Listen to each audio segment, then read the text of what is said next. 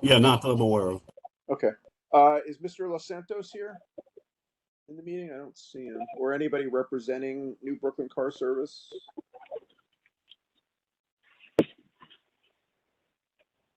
All right, we'll hold off. Okay, so we'll move on to agenda item number 2. Sorry.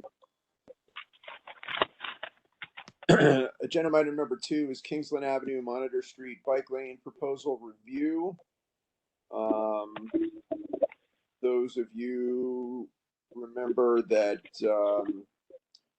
this was added, these bike lanes were added to the presentation on the Kingsland Avenue project north of Greenpoint Avenue in the Nature Walk and in the Industrial Park for the IBZ. And we separated it out at the last board meeting for a longer conversation.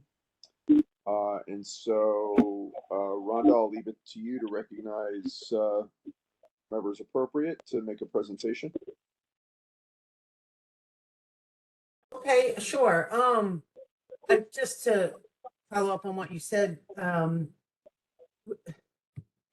we didn't formally separate it out. I mean, no, the board. I'm sorry, the board separated it. Certainly, but I do think that Preston has an update regarding that section as well. There was some questions that weren't answered, so he has sort of like a final design on the portion that the community board already supported. So I'm sorry, I'm Rhonda Messer. I am the community liaison from DOT for Brooklyn Community Board 1, and I have been here for quite some time. But so I don't waste time, I'm going to turn the floor over to Preston, the project manager.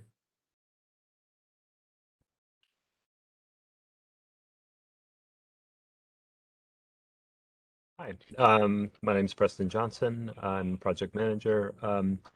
I know that this is basically a similar presentation to what many of you have seen already, but so I'll try to go quickly, and we can discuss whatever remaining issues there are. So as we're talking about, there's the portion north of Greenpoint Avenue and the portion south. North, we're hoping to do protected bike lanes, while the south will be standard bike lanes. I think, I think you've seen a lot of this, so I'll just try to move quickly. This is obviously an industrial area. We want to be sensitive to that, and while also protecting all street users here. There is the illegal truck storage issue that we feel that our design north of Greenpoint Avenue addresses. And we want to make sure that we are safely bringing pedestrians to the nature walk and then also to the businesses. As you can see from the photograph, you have, customers or employees that need to access this area by foot as well. There are a number of other bicycle routes planned or existing, but this sort of has a unique place in this part of Greenpoint that we want to be able to connect this area of the network. There's a kind of like moderate number of injuries on this corridor. So and our experience is that protected bike lanes do offer safety benefits. So moving on to the design, again, this is north of Greenpoint Avenue. We're hoping that the angle parking will prevent that illegal truck storage, while also providing a protection for the bike lane and new pedestrian space that can expand that really narrow sidewalk, while at the same time leaving a lot of space for the operations. We have similar types of projects throughout the city. And so just to get to, the heart of it, This is the latest design. What we're projecting is new concrete island at where Kingsland turns, a neck down on the other side of the street to really shorten that crossing, to really make it a lot more predictable. You know, currently there are just trucks and bad visibility and, you know, people parking in the crosswalk. We think this design can address a lot of that. Um, in other places, we don't. We are creating some neck downs in an island, another neck down over here, but due to like capacity issues, we're sort of projecting that that will be painted kind of, or you know, epoxy gravel, one of those types of materials that are flush with the roadway surface. Um, Maybe from the last time that I showed you, I've actually added a little more parking down here and added a crosswalk there as well. Um, those would probably be the biggest changes, as well as kind of like firming up where we're going to have the new concrete. There'll also be new ramps added over time where the new crosswalks are going as well. So that I think is all. Oh no, actually, um, on the narrower part of Kingsland Avenue, just north of Greenpoint Avenue. The design, I think, is roughly the same as what I was showing before. Just maybe the biggest difference is kind of that pedestrian space on the east side of Kingsland Avenue up here.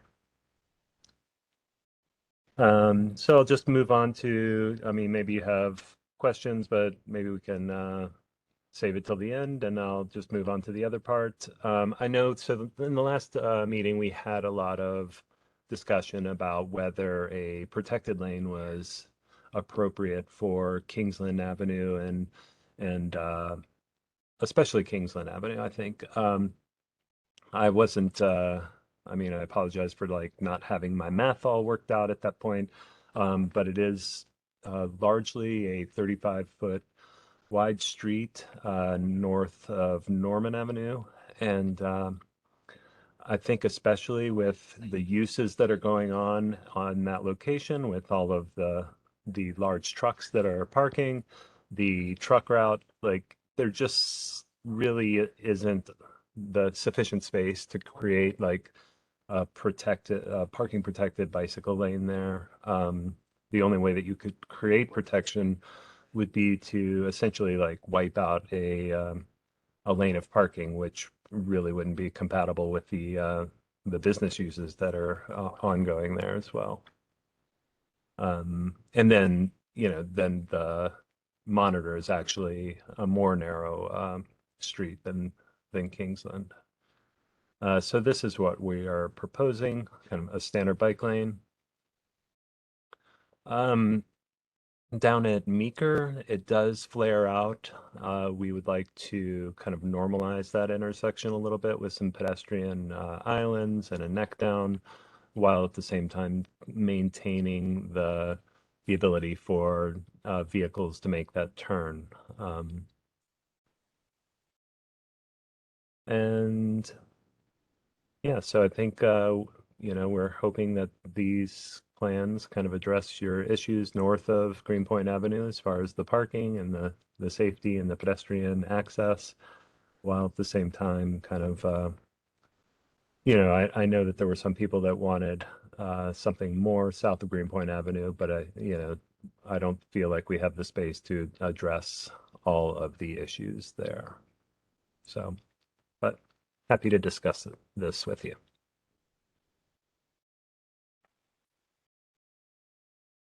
Okay, thank you, Preston. Mr. Eastman, do you have anything to add?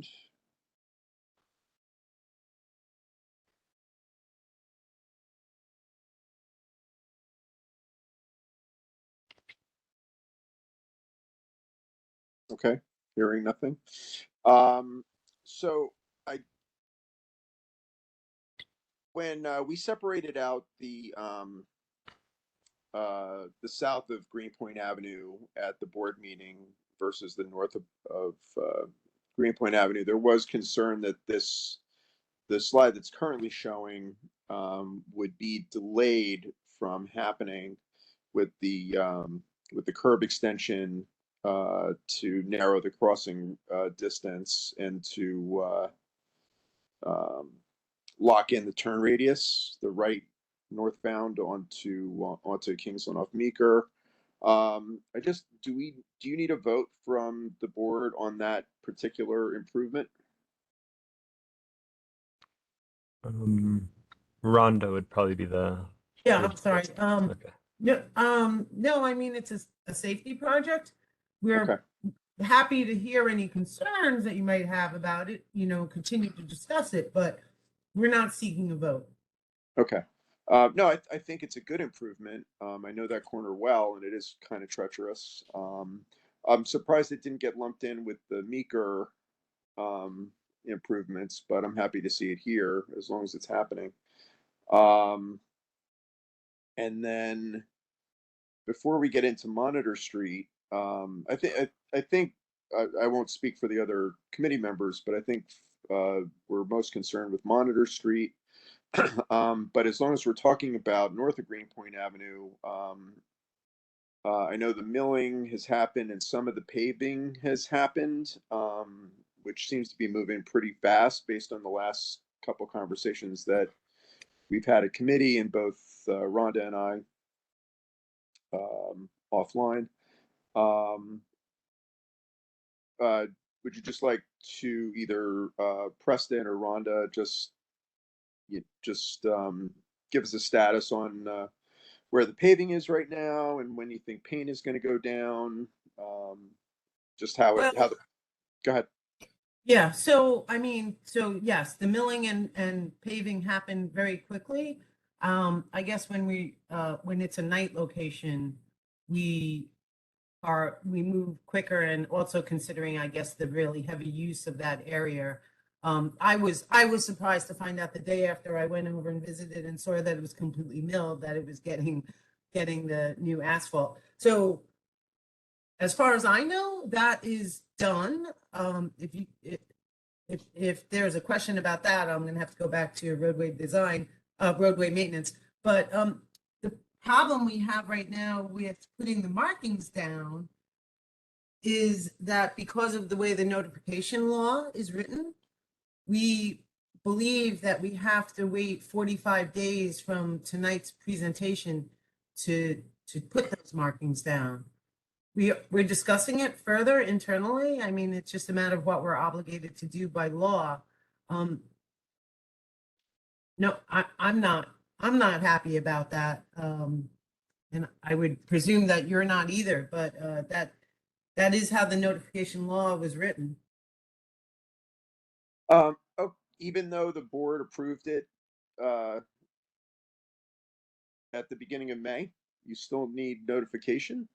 Because the notification for this item is just Kingsland Avenue and Monitor Street bike lane proposal, not really the main improvement field.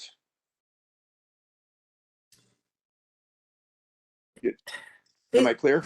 Yeah, you're clear. I mean, I was hoping the fact that the board approved it would also cut out the necessity for us to wait the 45 days. We have a meeting scheduled internally to see if we can do it sooner, as far as if we're legally permitted to.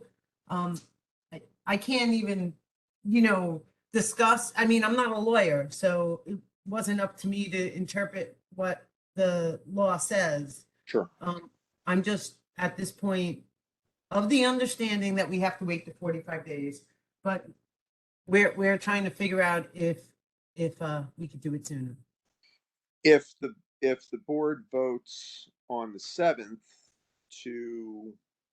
and Jerry, I'll need your expertise on this. If the board votes on the 7th to waive the 45-day notice, well, maybe that's a question for your upcoming meeting, and then you can get back to us. But Jerry, do you have any idea on the appropriateness of that?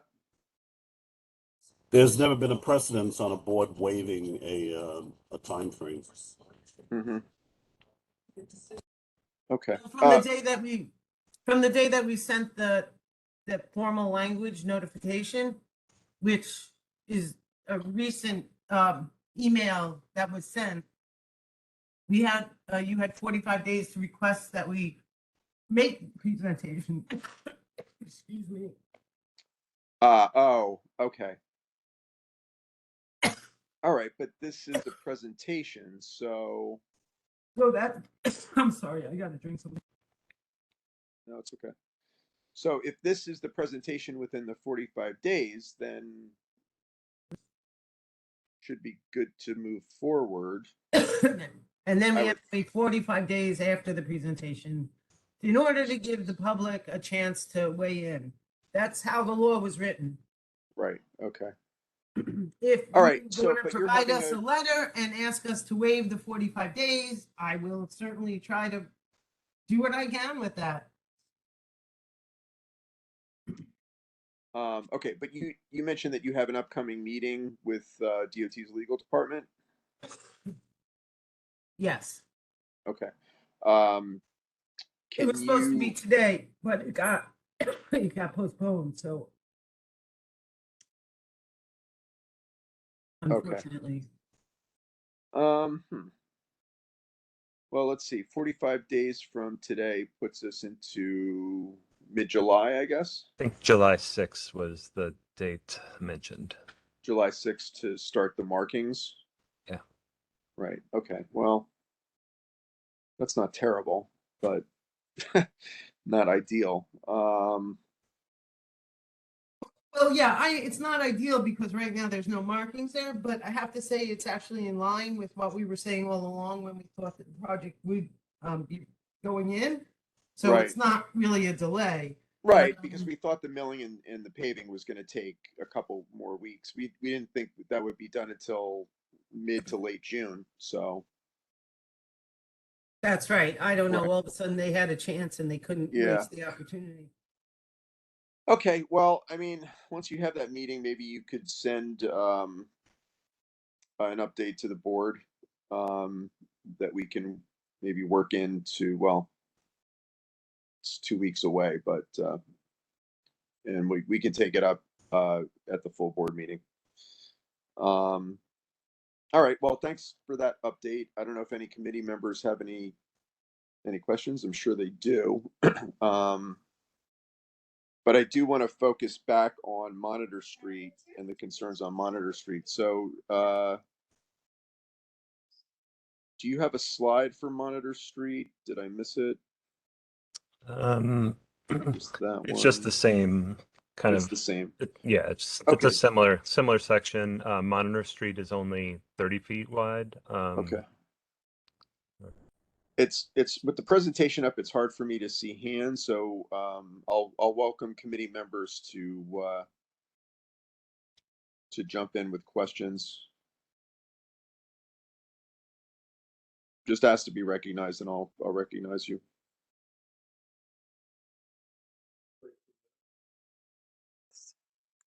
Gina? Yes, I'm Eric. I'm just trying to look at this, the diagram that's here. Sure. So when Rhonda was talking about markings, was she referring to the north side of the markings or the south side for markings? I'm a little confused. That was the first question I had. Is she referring to bike markings? No, the markings for the parking field north of Greenpoint Avenue. Oh, okay. Correct me if I'm wrong, Rhonda. Well, we can't put any markings down prior to 45 day.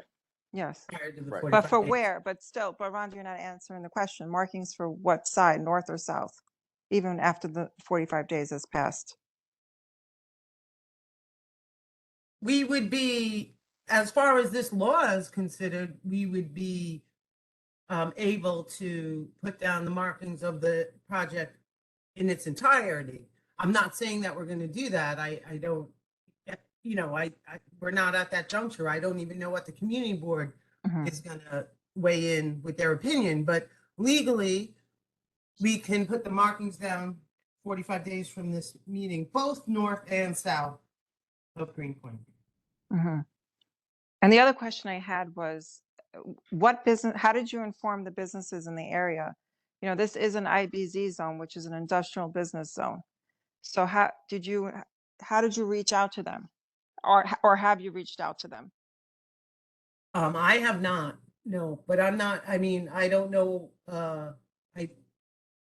I'm gonna have to defer to Preston for just to talk about whatever the process is typically on a bike lane project.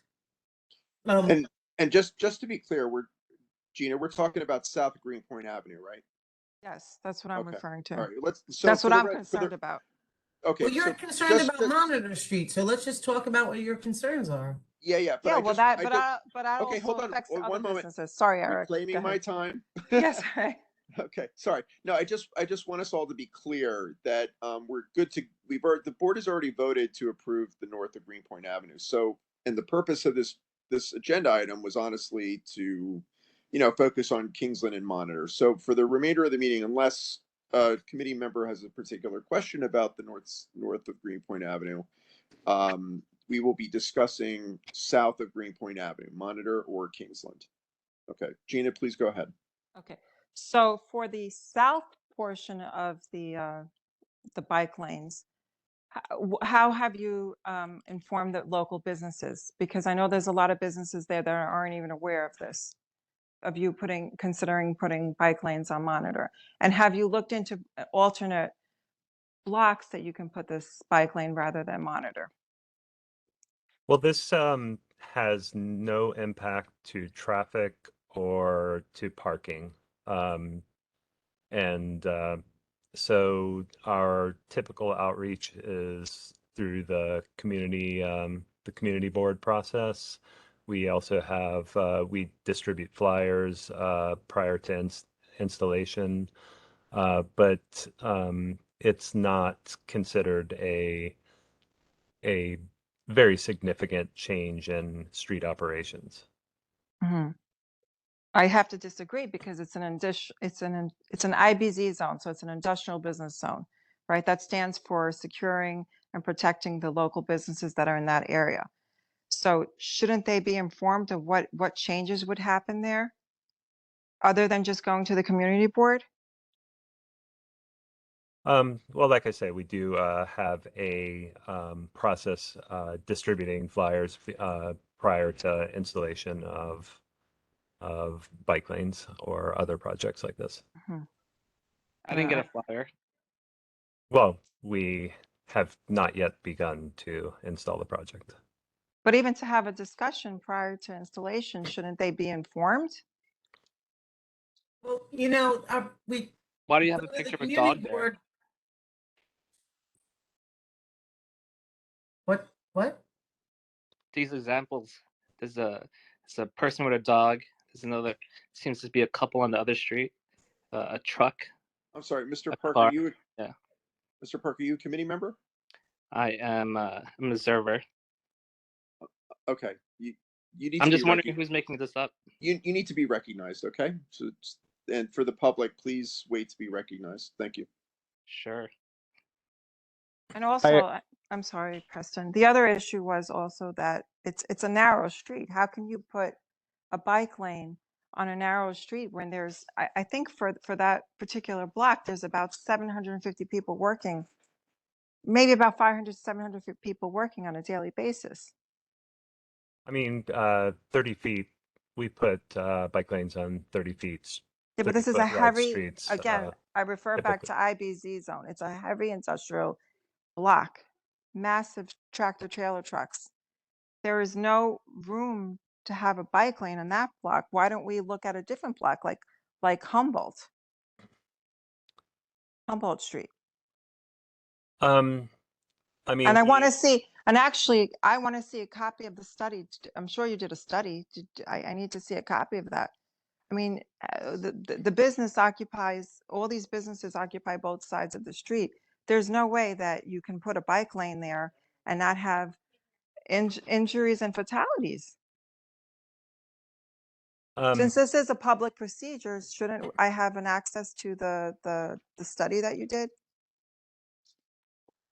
I mean, I'm not sure what kind of study you're expecting. Well, then how Uh, did you determine to put it on this particular block? we look at bicycle network and the needs of creating the bicycle network. We looked at bike volumes and observational, you know, qualitative and quantitative data. Now, can't you do that study on Humboldt Street as well? I'm sure it's called a safety study, right? Is that what you did? Sure. Um, yeah, I mean, uh, we are trying to connect, like I say, we're trying to make these connections. North of Greenpoint Avenue, there's a bike lane, and so we're feeding into that bike lane, Well, and yeah, uh, and but there's Monitor other is. blocks that you can feed into. It's not the only block. I mean, am I correct? That's not the only block you could use as a feeder. There's other blocks you can use as a feeder. um in a less direct way. Well, I mean, for safety issues, I would assume that you would look into Humboldt Street. Have you seen how busy Monitor Street is on any given day? Sure. It's very busy. I mean, there's about 750 people working using both sides of the street and occupying there's trucks on both sides of the street in an industrial and IBZ zone. Gina, we do recognize that it's an IBZ zone, but the bicyclists are still allowed to ride there.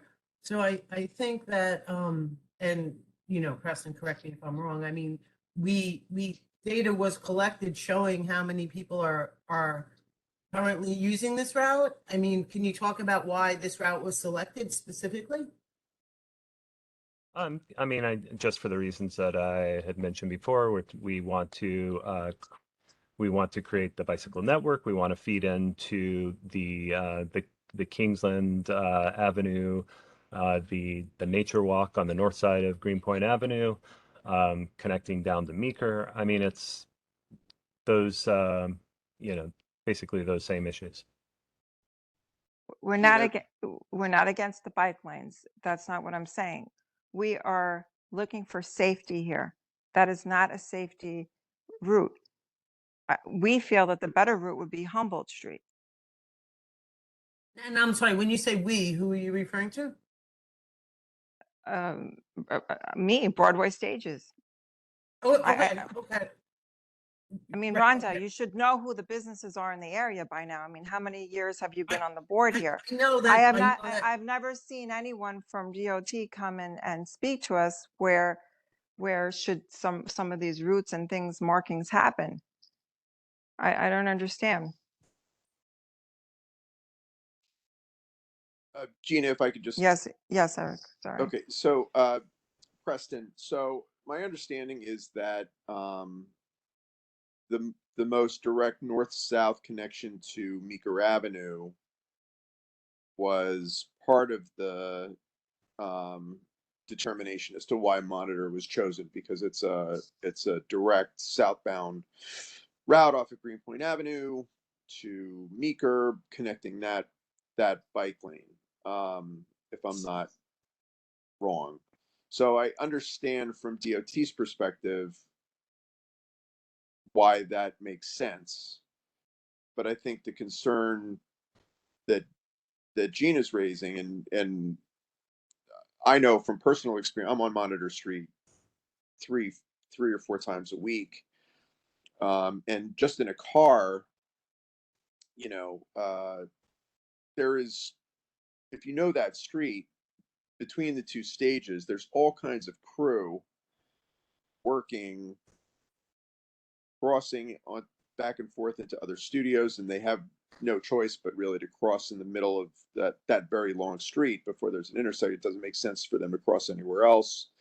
There's staging for generator trucks and prop trucks, and there's the sidewalk it's an unusual sidewalk because there's almost a continuous curb cut from about halfway down the block to Norman.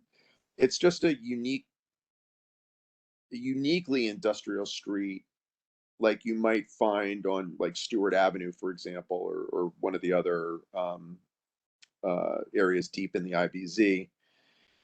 And Rhonda, I don't think you need a vote from us on this, but it would be great. Now, I don't think anybody has a problem with the Kingsland Avenue connector that I've heard. I mean, yes, we would like a protected bike lane there, but for the reasons, Preston, you laid out, doesn't work. Those Jenny trucks and the other prop trucks and all the staging needs both sides to operate for Broadway stages. But since you're looking for a southbound connection, although not ideal, Humboldt to Norman would be a safer choice, regardless of. Now, I understand that the bike advocates would say, but it's what they use, it's the direct connection. But from a safety perspective, running it south on Humboldt to Norman and then jogging to Monitor and connecting to Monitor there, because it doesn't make sense to run it all the way down to Humboldt because it curves into Greenpoint Avenue, or I'm sorry, to McGinnis Boulevard, once you get to its southern extreme. But you could do that jog. Excuse me, Eric. on Just wanted to let you know that Bronwyn, Will, and I are all waiting to be recognized. Sorry to interrupt. No, thank you, Kevin. I appreciate that. So I'll just leave it there, and I'll for Preston to respond, and then I'll recognize Gina one more time, and then we'll move on to the other board members. No, I think your point is right on, where it's trying to meet people where they are, as far as if this is a route that people are taking, asking them to divert for several blocks and then come back to that street is just not a likely prospect in our experience. We definitely have had projects where we've tried to divert, and people just take the shortest route. But Preston, have you been to Monitor Street? There are no routes there. There's no space even for a person to walk down the block with a dog or with another person. I don't understand how you can justify putting a bike lane on that street. It's like you want the fatalities to happen, in my opinion. Well, we do not want the fatalities. Well, I'm warning. I mean, there's physically no. I think it's only like 29 feet or 30 feet. There's physically not enough space to have a bike lane on that particular street. Well, like I said, 30 feet is a typical width for a bike lane, a street with a bike lane. With Eric, can I tractor please be trucks on recognized? both This sides? is Bronwyn. Bronwyn, you'll be recognized. Kevin mentioned your name, and I have you in the queue. I mean, with tractor trailers on both sides of the street, I don't think that's physically impossible.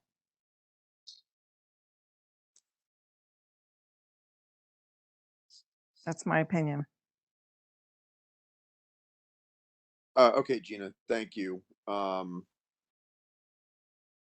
So before I'll recognize Kevin, then Bronwyn, then Paul. But I will ask DOT to go back and look at. I know you like a straight route. I know it makes sense for the engineers, but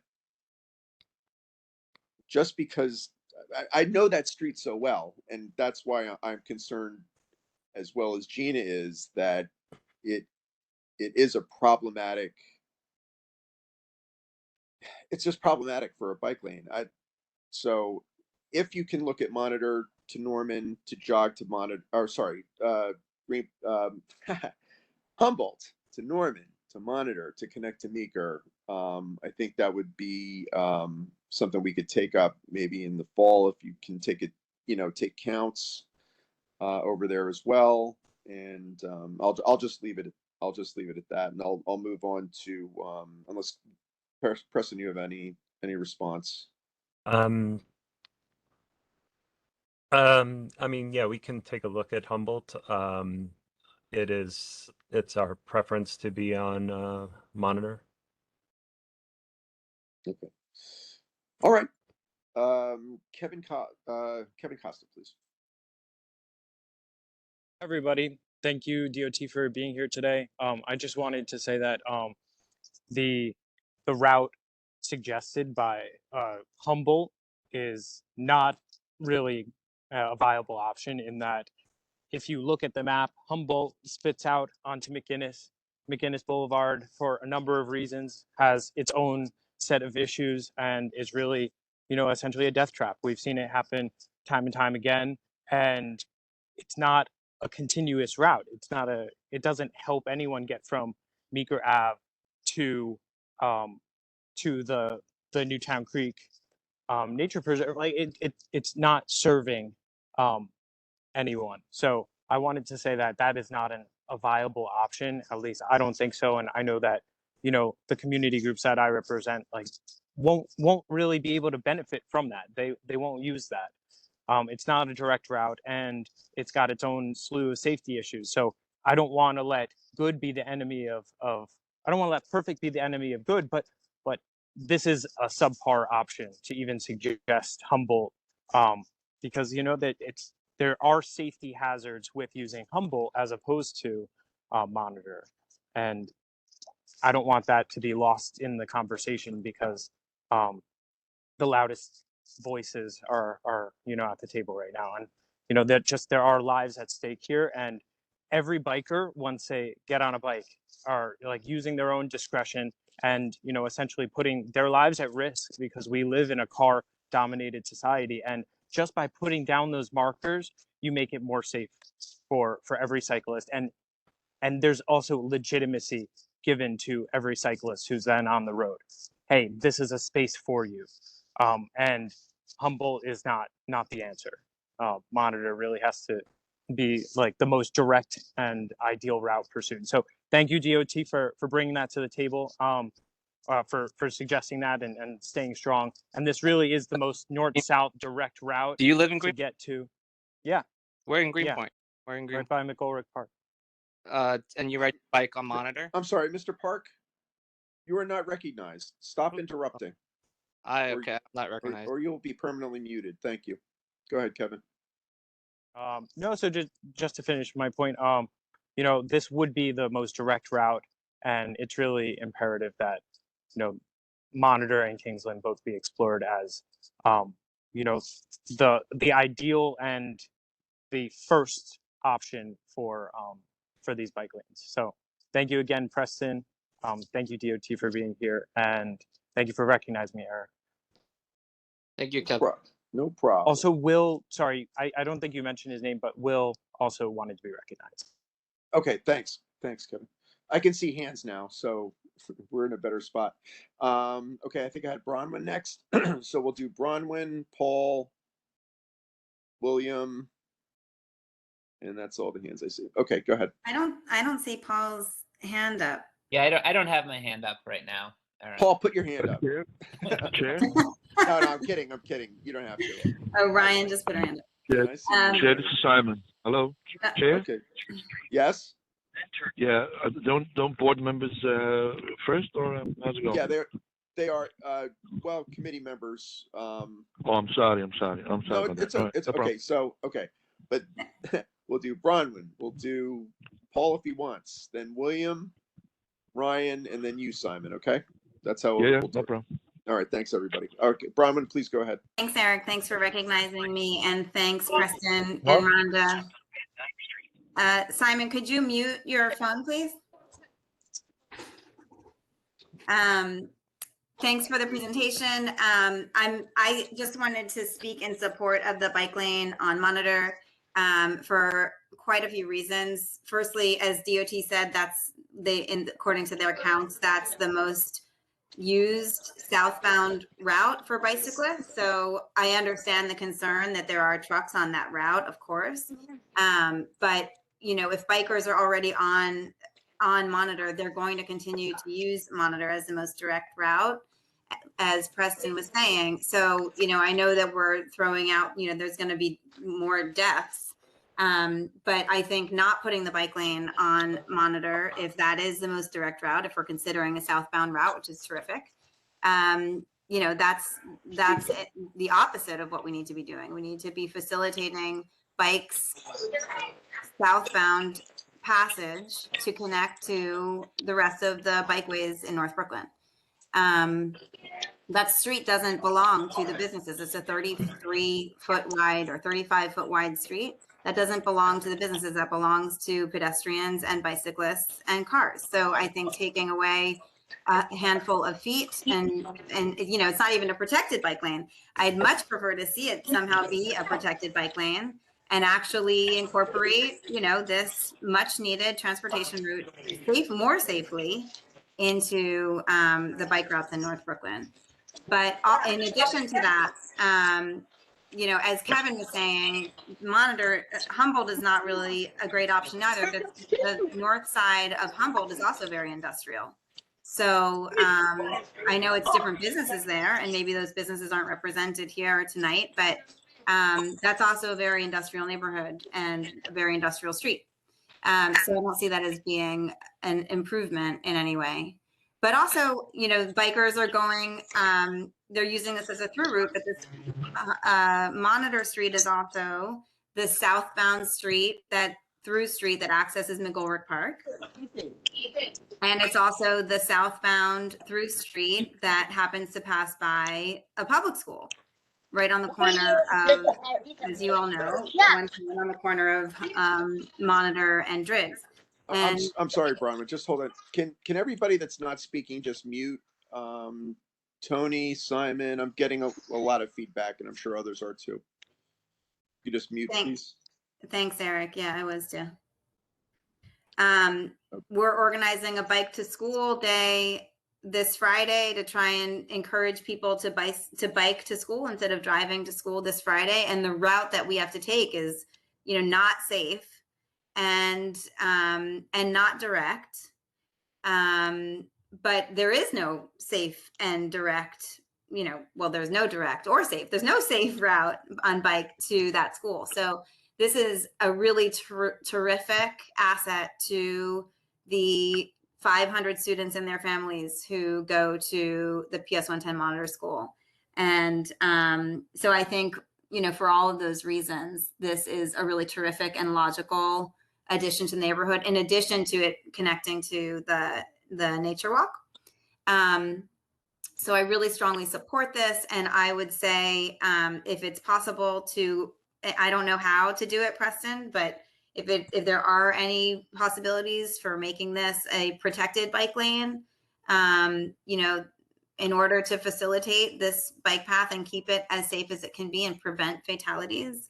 I don't know how you do that, because I know you need the buffer for cars between the bike lane and the cars, but whether it's like raising it to the level of the sidewalk or if we had to eliminate parking, I would be in support of whatever it would be to make that bike lane as safe as possible.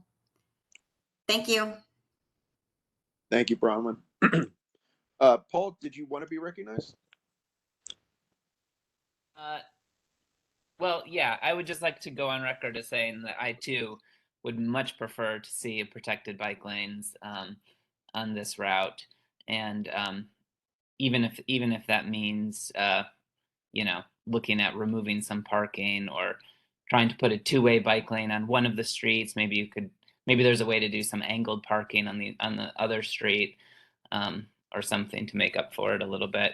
I mean, it's good to see the markings, but in my experience, those kind of bike lanes are generally just used for drop-offs and double parking, so it's a step in the right direction, but it's still not as safe as I think it needs to be.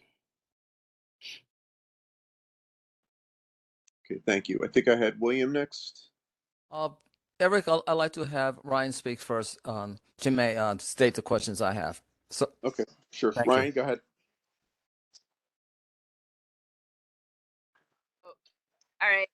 Gotcha. Okay. Well, I just had my main question was the last time we discussed this before, like during during COVID when we discussed this, it was when Broadway Stages came to ask us to demap it and turn it into, or ask us to turn it into an open street with talk of demapping in the future. And so I just wanted to know if we're here talking about the long-term bike lane and like making our way through, is that still like a goal of Broadway Stages to demap the street? And if so, it's something that we should be talking about like out loud and like in plain view, if that's why, if the bike lane makes that harder, is that part of the issue, or is that still a plan, or is that off the drawing table? I'm curious about that, because the last time the lawyers came to transportation committee, that's the plan they were presenting. Do we know? I missed Gina was speaking. I didn't get on until after Gina spoke. So you're asking me a question, Ryan? Is that the question you're asking me? Well, yeah. Well, I mean, yeah, this has nothing to do Broadway Stages that. presented. This has to do with it's an IBZ zone. They're industrial. It's an industrial area.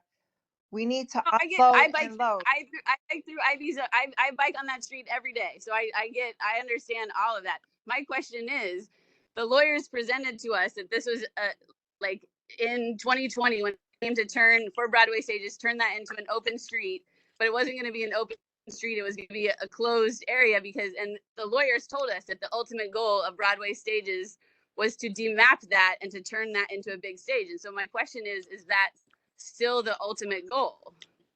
We're still not sure about that. What we're concerned about is safety. Okay.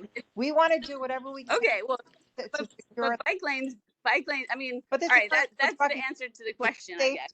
It's a safety issue. That I just, you guys, like, wait, I can't. Okay, well, if it's a safety issue, then it is always safer to be a biker, like in a bike with a bike lane, so that trucks see that bikes are allowed on the streets. Because just because it's an IVZ zone doesn't mean that bikes aren't allowed. It just means that there's businesses that are industrial in nature. It doesn't mean that it's the Wild West on the roads. It still means that like traffic laws apply. And so again, I understand that it makes people have to drive safer, but I'm not sure bike lanes, I don't know. I don't think that bike lanes create bike traffic. I think they keep bikers safe. And so I think if safety is the issue, then bike lanes, I don't understand how bike lanes make it unsafe for people. But I guess my comment is just that I think that sorry, Ryan, backtrack. What did you just say? It makes it for what? Say that again. I said bike lanes don't do anything but create more safety. So if safety is the issue, that bike lanes, in my opinion, again, I guess other people can disagree with, but in my opinion, if safety is the issue, bike lanes are what make streets safer. Protected bike lanes make it way safer because people have to respect them.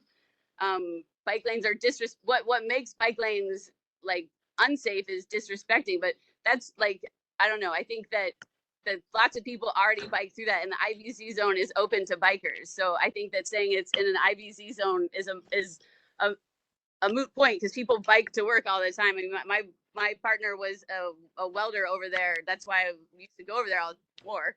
But like he would bike to work in the IBZ zone.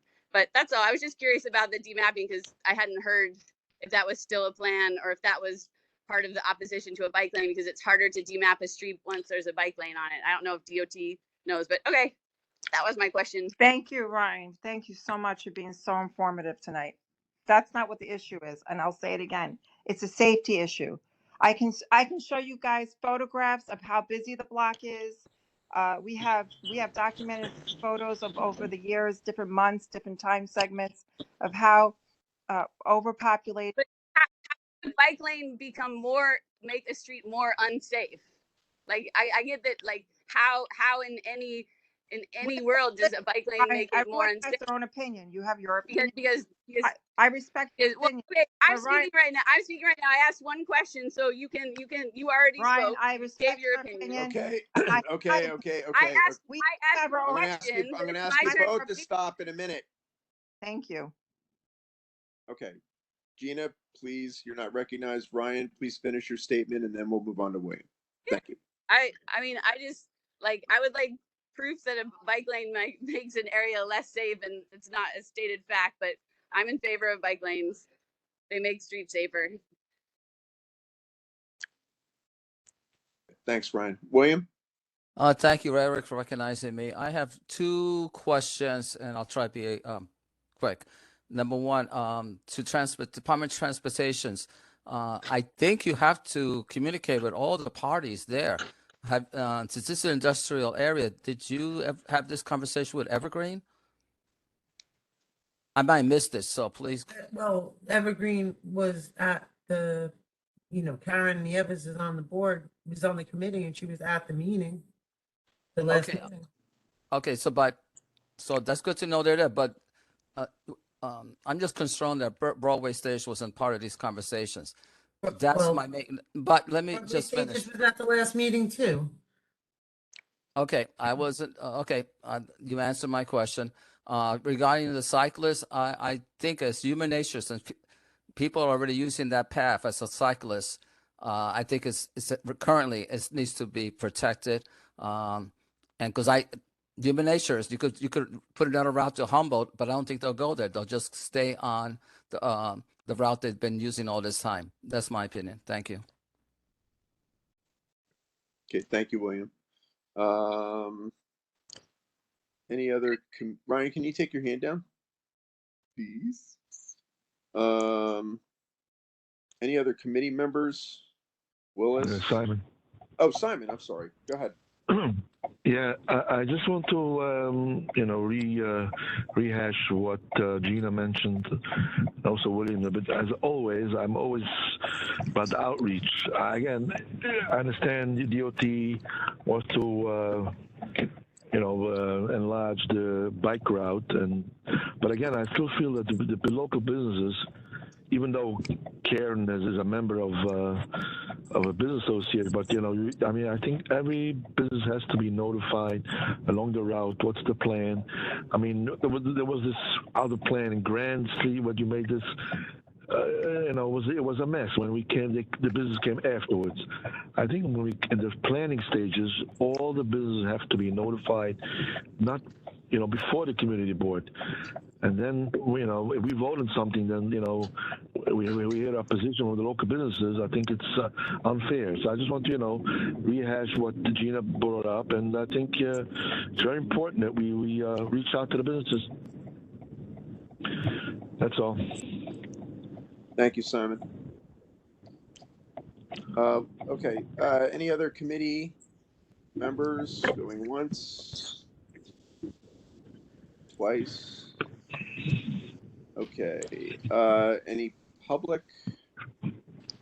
Please use the raise hand thingamajig. Kevin, is that Kevin Lachera? Kevin L? Yep. Yep. All right, Kevin Hey, L. thanks, Eric. Yeah, something. I also want to speak in support of the direct road on Humboldt, the direct route on Monitor and Kingsland, rather. I do think that it should be protected, but I think that cyclists are going to use the most direct route. And you got folks coming off the bridge, folks heading down to the lane that's coming under Meeker, and trying to get through the neighborhood safely, or to work, or home, or to school, or whatever it may be. But my question was actually a little bit more about the northern part. Just very briefly, Preston, I know that you had said that. Hello, sorry. I don't know if anybody. Go ahead, Tony. Tony, can you mute? Thank you. Tony Argento, can you mute your mic? Thank you. Thanks. Yeah, Preston, I know that you had said that we had talked a little bit about the parking that was available on the north side of Kingsland, and there was all the additional spots, and the spots that were added, were kind of claimed or were restriped, and I just saw the concrete work, great, wonderful to see, and the bulb outs. I was wondering about the additional. I see the addition of the 4 spots 4 additional parking spots in front of the nature walk that you said were additionally, like they were added parking spaces. And I was wondering what the justification for that was, or if you had considered building that space out in concrete a bit more for planters or tree beds or, whatever it may be. I think it's welcome to reclaim that space, which I know, occasionally is similarly the abandoned trucks and all that. But I just wanted to know if there was a particular reason for additional parking spaces added there, and what the idea behind that is. Yeah, I mean, I don't think, let's see, I'm not sharing any longer, am I? Can I? It's right at the North Henry. So you Yeah, have yeah, North Henry Street where it cuts in. It's right to the west or the north, I guess, depending on yeah, where you're oriented. Um, and it connects to the sidewalk of the nature walk. right. That is Sure, out there. sure. So are you able to see this or is I it can't not see share? anything. Oh, okay. Um, so basically, Maybe Eric can give you the ability. Yep, thank you. No, okay. great. There we go. Okay, you Perfect. got that. Okay. Um, so basically it's just an extension of the design that was on the other side of the nature walk. Right. I mean, I mean, it's certainly a possibility. Like, so you can see alongside this sidewalk, we're extending the pedestrian space because, I showed those photographs of like how narrow the sidewalk is, and here there is already kind of a wider sidewalk. You don't have that same kind of condition. Right. And you can kind of see that the new pedestrian space basically lines up with the existing nature walk sidewalk. And so what this design does is basically continues the bike lane to, all the way to the nature walk, creates the crosswalk. I mean, I think in the future we were talking about like, a capital project could potentially like build out this pedestrian space and then, some of these other uh, pedestrian spaces that are not currently getting concrete, that could also be upgraded to concrete. And, I think, that could be a time to like revisit whether you need additional pedestrian space. Just from my understanding of the area, it seemed like the parking was kind of, just trying to match the existing parking capacity was one priority, um, along with, along with all the other goals that we've talked about. But I wasn't sure that like a massive sort of extension of the pedestrian space was something that we had discussed at this point. I do think that, I mean, I understand obviously that, there is a need for parking back there for some of the businesses. I know there's the parking lot that Broadway Stages has, and then the spaces in front of the storage unit, and then there's the spaces alongside leading up to the building there at 520 Kingsland. And then this is an additional along the again, I'm getting my directions all screwed up here, but the outer part, the northern part of the bike lane, right? You have an additional 40 some odd, 30 to 40 some odd individual parking spaces that were previously taken up with the illegal parking, that wouldn't have been existing spaces. And I think that I would certainly like to see the pedestrian space expanded more in that existing space where you've included new parking. But I understand the concerns and what businesses have expressed over there, which they'd like to see more parking for the workers that is legal and marked and then assess. I just think that to add 4 more spots on top of that, where we could add more pedestrian space, or potential for planters or boulders, especially at that exit to the nature walk, I think would be quite welcome, because then I just feel like if you do say a ways down the line or a year from now or 6 months from now, we'd like to do capital work in this space. I just don't want it to seem like we're taking something away from folks that may be parking there, because currently it does not exist as legal parking at all. You know, and I do believe as much of this area should be pedestrian and cycling space as possible to connect to this incredible investment that the community has made. And, you know, in Kingsland Wildflowers, in the Nature Walk, in, you know, hopefully work to come on the North Henry Street shoreline, you know, all these sorts of things that ought to be celebrated. I know that's maybe a little bit poetic for 4 parking spaces there, but I would certainly welcome that being pedestrian space set down from the beginning. You know, the more of that, the better. If that is something that could be considered here, or if anybody else has thoughts or opinions. Yeah, I mean, that was not a goal that I'd heard expressed before, so that was not something that I was trying to accomplish in that space. I mean, if you know, if we were to hear from the community board that was a goal, we could yeah, we could revisit that. But currently, Well, the pedestrian space is like, that is what was asked for, to be like, it was the illegal parking and sure. safe pedestrian space. So I though these 4 individual parking spaces, which are new, you know, might not have been being adjudicated. You know, I do think that this is because of a need back there for safer, you know, better sight lines, safer infrastructure for pedestrians and cyclists, and legal parking, of which there is now an additional 40 new spaces, 40 some odd. I'm not counting, the lines are a little small on my phone. But you know, I don't would we need to hear from the entire community board for those 4 spots, or is that something that could just be expressed within this committee, that would be a welcome change, of having a bit more pedestrian spaces? The epoxy gravel, I imagine, that you're using, you know, there's no reason it can't be epoxy gravel just as easily as it could be the 4 striped lines. Right. That's not the consideration. I mean, the consideration is just weighing, you know, the needs of the community in that location. I mean, it was, you know, my kind of judgment that that pedestrian space would there at that location would sort of kind of pale in comparison to like actually being in the nature walk.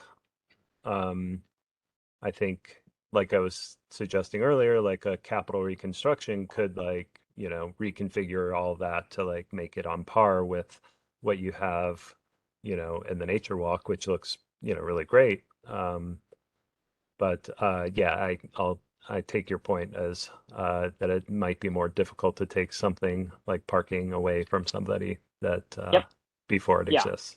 If you put this in, and then a year from now we come back and there is a conversation about changing all this parking into a phase 4 of the nature walk to connect to Gateway to Greenpoint, to make an incredible, wonderful, beautiful connecting path around the entirety of the neighborhood over to Greenpoint Avenue, I think you'd have, you know, a huge fight on your hands. And I just, you know, I take that point for the existing parking spaces you've designed. But I think for additional parking spaces, it does bear a little bit of conversation here, because that's you know, that's one reason why we're coming together. Thanks, Kevin. Thank you. Okay.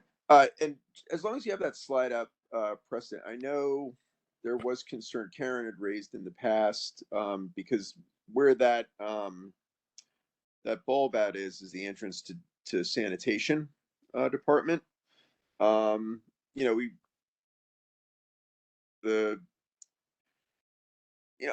I don't know, and Willis is on the call.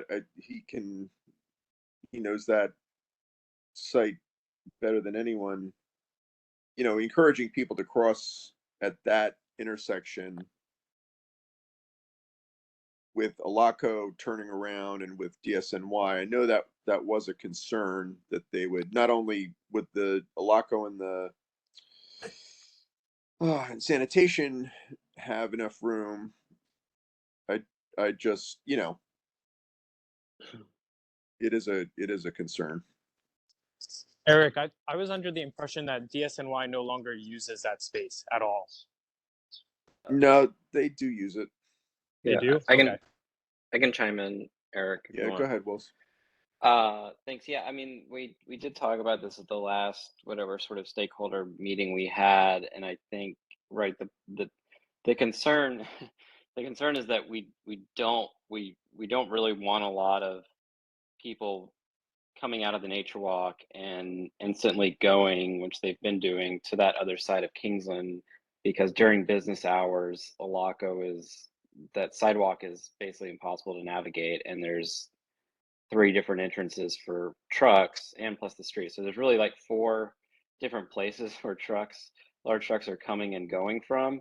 And so I think the question about, it's tricky. I mean, yeah, obviously we want to have a safe crossing there, but it's also just like really a conversation that, like, Alaca wasn't part of that last meeting, and so much of that zone where sort of on their side of the block on both sides is heavily dominated. So I mean, obviously it's very different on Sundays or Saturdays later in the day when they're not working, but DSNY is using the site. There's possible, they've been expanding a lot of the operations there. I think the bigger question is honestly like, what's going to happen in the space between the nature walk and the inlet at North Henry Street, where there's, as Kevin mentioned, there's going to be a restoration project. We don't really know what the fate of the marine transfer station is. There's a lot of unofficial parking that happens over there, and there's no sidewalks. It's really unclear. So to me, that would be the next stage of improvements, would be to like look at that spot and talk with DSNY and talk with the LACO and sort of understand, because it's an extension of a sort of like unofficial use of the street and really unclear, because the street is super wide there. It's like a few hundred feet, and again, there's like no real sidewalks on either side. So that to me would be like part of the next phase of this improvement, would be like examining that whole area, if that helps. Yeah, thanks a lot, Willis. That's a good clarification.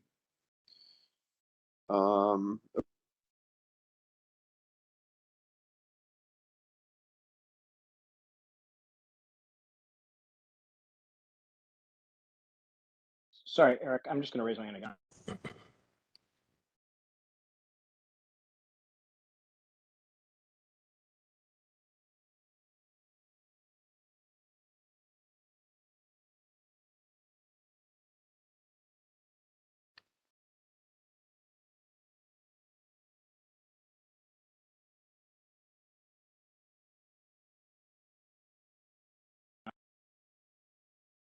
Hello?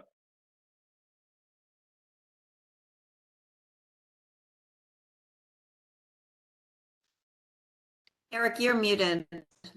Oh, sorry. Kevin, you have 1 minute. That's just something. And Willis, I wasn't, that's what I'm kind of getting at with what Willis said here, which is that, like, I think that with the business of the turnarounds there, I think that any confusion also you can, mitigate from cars turning into that space, the better, as, people are crossing, or, to have it as clear as possible. So I not to sound like a broken record, but I really think that DOT should remove those 4 additional added spaces. There's 50 new spaces along the north part of the bike lane route, in addition to the existing parking that is on Kingsland leading up to 520 and the parking lot, as well as everything else. So I just think that we should have some more space for pedestrians and cyclists over there. You could put bike corrals.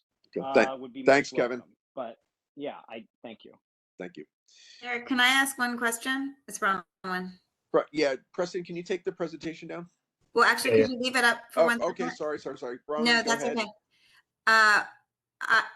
I have a question, but I also want to say that I would support the removal of that parking lane, and was going to ask if there were bike corrals in the nature walk, or if there are any bike corrals being installed at that entrance. If not, I can't remember if There are currently like 6 bike corrals at the entrance on the sidewalk area. on the inside the nature walk as you come Outside the gate, actually, yeah. Okay. So that might be a great use to expand the bike corral storage at that entrance in lieu of those 4 parking spots. The other thing I wanted to ask though, Preston, is what's preventing, how wide is the bike lane and pedestrian way in this stretch of Kingsland? So, excuse me, let's see. On this portion, I believe that the additional pedestrian space is about 6 feet, and I believe the bike lane is about 9 feet. The 15 feet. So what's preventing cars and trucks from using it? I mean, it's a possibility. Typically, that's not really like, I mean, I won't say it never happens, but typically people don't drive behind, um, a parking lane Hmm. to park at the curb. Sometimes you do have situations where, say, like at the opening where it's not protected, that people might leave their car Mhm. or are idle there, or kind of do Yeah. drop-offs and pickups in those kind of conditions. But usually, I mean, I'm sure that there are people that have examples of where where it does happen, but typically like this area behind the parking it's not really a desirable place to put your car. Hmm. I guess I'm wondering, it looks like the kind of place where you can implement a raised bike lane and pedestrian way at the level of the sidewalk, Yeah, which definitely. would help prevent that. I know that's a Sure. bit of a big project, but is that a possibility in these spots where we have a protected bike lane? Sure. But that's definitely like a capital project Yeah. that would require rebuilding the street and like making sure that drainage works and all Yeah. those types of things come. It's beyond our capacity. Like what we're proposing in this project is mostly kind of like the simple concrete, or either that, just usually markings on the street and kind of reorganizing that way. Like full kind of reconstructions of the street is kind of beyond Yeah. the scope of our capacity right here. Yeah. But I mean, yeah, it's definitely a great idea for addressing, that type of infiltration of vehicles into the bike lane. Yeah. I'm just sensitive to it from the Grand Street bike lane situation where cars are always parked in there. So anyway, okay, good to think about in the future. Thank you, Preston. Sure. Thanks, Bronwyn. Excuse me. Thank you. So Rhonda, just to be clear, you do not need a vote from us on this item. Rhonda, Right, we weren't seeking a vote, but we don't require it. I mean, you already you took a vote on the other part. I didn't know if you were planning to take a vote on this. We certainly can't stop you. True. I'm just asking if it's required. No, but I mean, it wasn't required for the part north either. I'm sorry. I'm not even sure what part we're talking about. No, just the actual agenda item. I think you did need an approval because of parking. Whenever you need parking, you need a vote. Parking removal or addition, it triggers a vote typically, and that's why we were talking I about. think if it's 1,000 feet of Oh, okay. okay, that's interesting. It was a reconfiguration. It was a configuration of the parking. So I'm not sure if that triggers a notification. No, well, we're done with the north side. We're done with that. Okay. So I just wanted to make that clear. Okay. I don't see any other hands raised, so I will thank Preston and Rhonda and for that presentation and update. And we will go back to item number 1. Now that we have a quorum, New Brooklyn Car Service Incorporated, base license renewal B01259. Wait, I'm sorry, Eric. I'm so sorry. So obviously Preston can leave, but you have another item that you want me to stay for, correct?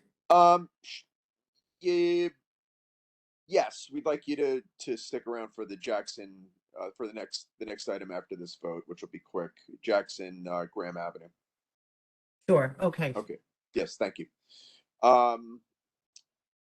Seeking a motion for I guess approval to renew the base license. Do I have a motion? Anybody? Okay, I'll make a motion. Motion to approve new Brooklyn Car Service base license renewal B01259. Is there a second? A second. Who was that? Willis. Willis. Thank you, Willis. All in favor? Aye. Aye. Aye. Opposed? Abstain? Motion carries. Okay. That little bit of housekeeping taken care of. We will move on to item number 3, which is a discussion on the intersection of Jackson Street and Graham Avenue. Safety concerns. I know I'll recognize William in a minute, but I'll just say from my personal experience, crossing that intersection almost every day, it is a challenge. Fortunately, you can see the red lights at the other north and south intersection, and you can kind of time your crossing of Graham Avenue on Jackson that way, but it's not ideal. And there's a lot of pedestrian activity on that corner that also makes it dangerous for them, and for cars having to edge out into Graham Avenue to make the cross or to make the turn. So when it was brought to me by William, I agreed to put it on the agenda because I think it is worth discussing. I don't think we've had a safety study for that particular intersection in quite some time. I don't remember in my time that we had asked for it, but I'll give that to Rhonda to go back and check for the 36-month window. But that being said, I give it to William Vega, please. Thank you, Eric. And I can testify. I go there every day, and at least once a week, I see a close calls, and would thank God no one's been hurt or killed. There's a lot of cars and trucks, pedestrian, cyclists that just barely miss each other. We have cars from our neighbors that are parked there and they get sideswept because sometimes you have all 4 corners double parked trucks and you can't see, and people are just using their best judgment.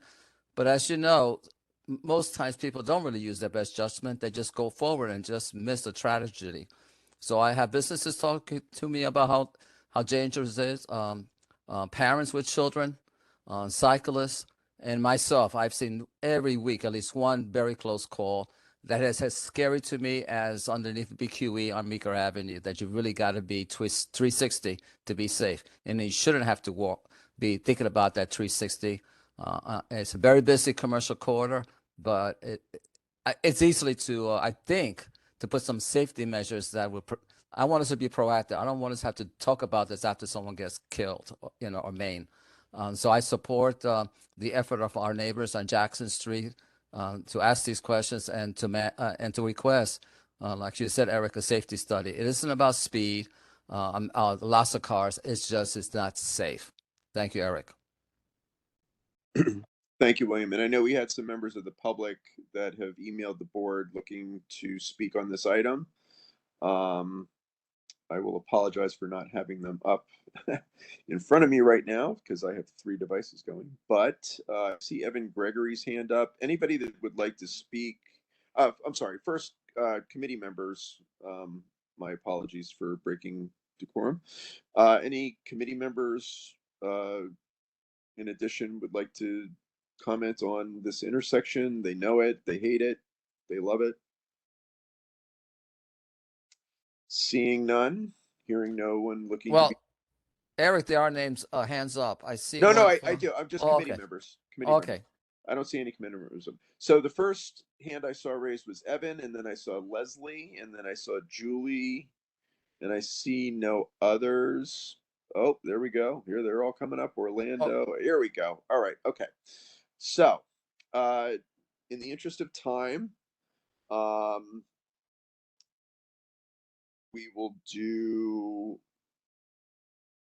let's say, I'll give you 90 seconds, which is a minute and a half, to say your say.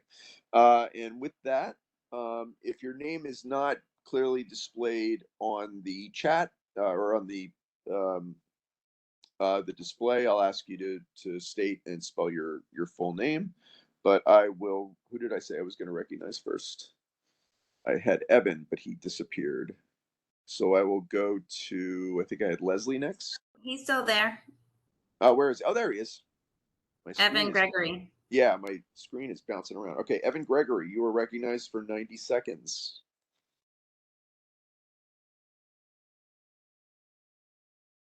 Evan?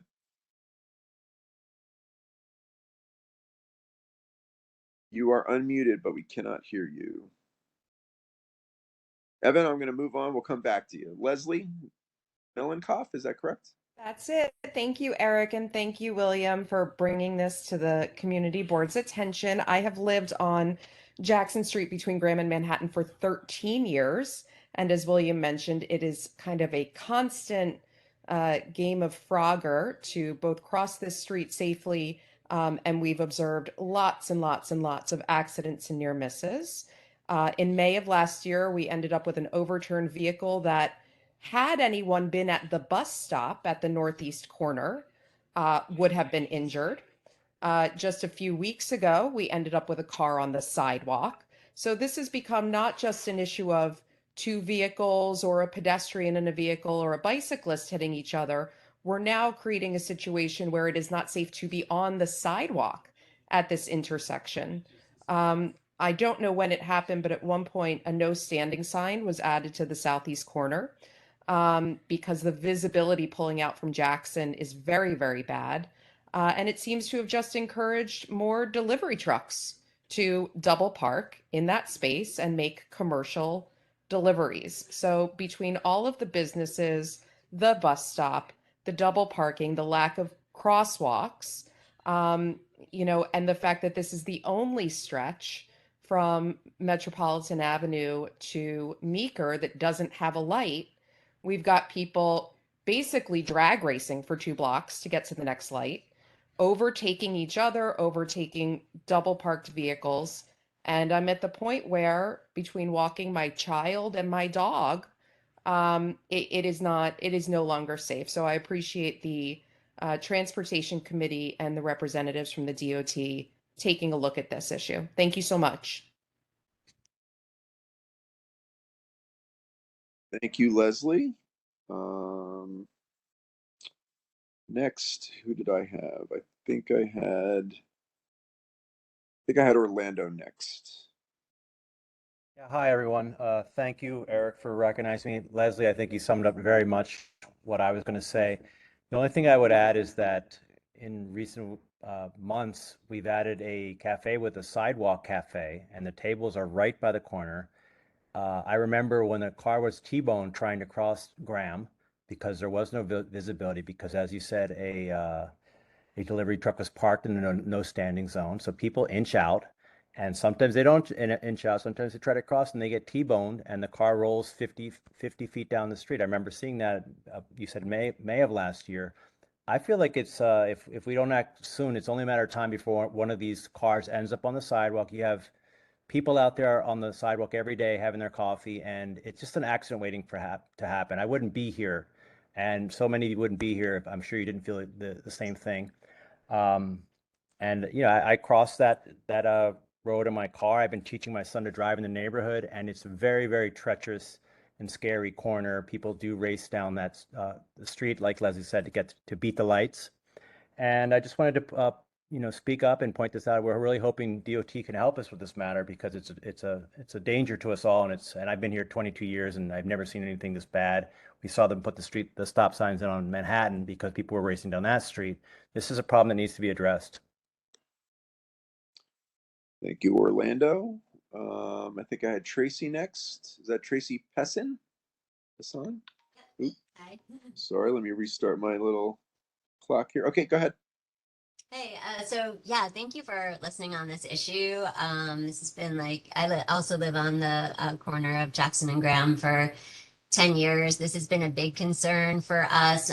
We cross the street to get the bus there, to get the kids to school. We're always very careful, but we see also kids crossing independently to get the bus to school, and they're not always so careful.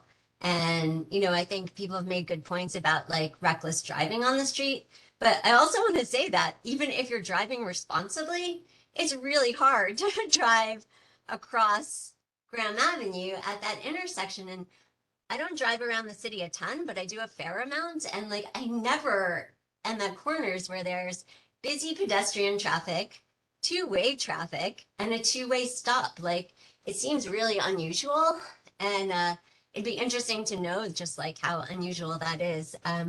Because the human brain just can't keep track of like four things, right? Pedestrians going this way, cars going this way, cars going this way. You can't actually see them all at once. And what happens is people then cars going across, once they like figure out that they have an opening with the traffic, they haven't had time to also register pedestrians coming on the other side. And so now we're teaching my 10-year-old, don't even cross the street there as he starts to walk around the neighborhood. Go to the middle of the block and cross, because the drivers are having such a hard, they see can get through the traffic on Graham Avenue, and then they zoom to try to like get that opening while they have it. And so it's just not safe to cross the street there at all. Even if you're, crossing as you're walking on Graham. So, it's a really big concern. We've given my, 10-year-old big lectures about this intersection. I'd rather not have to. Like, it seems really atypical, this intersection. Thank you. Thank you, Tracy. And once you've spoken, if you could take your hand down, that'd be great. I think I had Julie next. Then Alabrio. Is that right? And then Olivia. Steph. Sorry. Quite all right. All right. So you're after Julie, and then Stephanie, and then Sarani will be next. Okay. So Julie, please go ahead. Thank you. Hi, can you hear me? Yes, please go ahead. Okay, great. And I don't know if Evan's still out there. He was the one that was going to speak first, and he had to jump off for his kids. I'm not sure if he figured out his. If he gets back, we'll pick him up. Okay. So my name's Julie. I live for 22 years on Jackson, right near Graham. As others have expressed, I just find it extremely dangerous at this corner. And as Tracy said eloquently, it seems like a rarity for New York City. I am an occasional driver, and I do know when I'm coming down Jackson, I kind of do what I've seen in other countries, like in the Middle East or South America. You like honk to hope that someone like hears your car and doesn't hit you, because there's no other way to sort of get to see beyond at that intersection. So it's like a leap of faith. At the same token, I go get my coffee, my laundry at that corner. There's also a meat store. I don't get meat, but others do. And there's no crosswalk across Graham. I'm not quite sure why. I'm always crossing right there. Maybe I'm not supposed to, but it's unrealistic that the busiest businesses on Graham don't have a crosswalk in front of them. So I'll just leave it at that. But I was hoping that there's going to be maybe a letter from the Transportation Committee to this bigger at-large CB1 in support of a study and hopefully a traffic light crosswalk at this intersection prior to the summer recess of CB1. So thank you. Okay, thank you very much, Julie. Looking at my thing keeps flipping around. You're all in different positions. All right, Illyrio, you're right next to me in my screen, and so you are next. Great. Thank you very much, Eric. And I'm really happy the DOT is here to hear us out. Like many of my neighbors have said, we're really concerned about this. I live at 145 Jackson, and from the fourth floor, I've heard numerous accidents and fender benders happen, from where we sit. And, it's metal on metal, and I get that, but what really concerns me is the fact that I'm so afraid and concerned that one day fatality is going to happen on this corner. Like others have said, there's multiple businesses there. There's trucks that double park there, that FedEx trucks and such that park on the corner to do the deliveries, and that obstructs the sight of the traffic coming up on Jackson Street. So my biggest fear, is that we act on this too late, that somebody's going to get hurt. Child, I mean, I walk my dog there like 4 or 5 times a day. So I know that, there's kids there, there's people walking, there's a lot of pedestrian traffic. And I just really think it's really important to have some kind of stoplight, signs, something to disable these speedsters from racing down Graham Avenue. So, I urge the board and the DOT to strongly consider putting a traffic light on this corner to prevent, any fatality from happening to one of our neighbors. So, thank you. Appreciate the time. Thank you, Illyrio. Everyone is like doing the 90 seconds. I love it.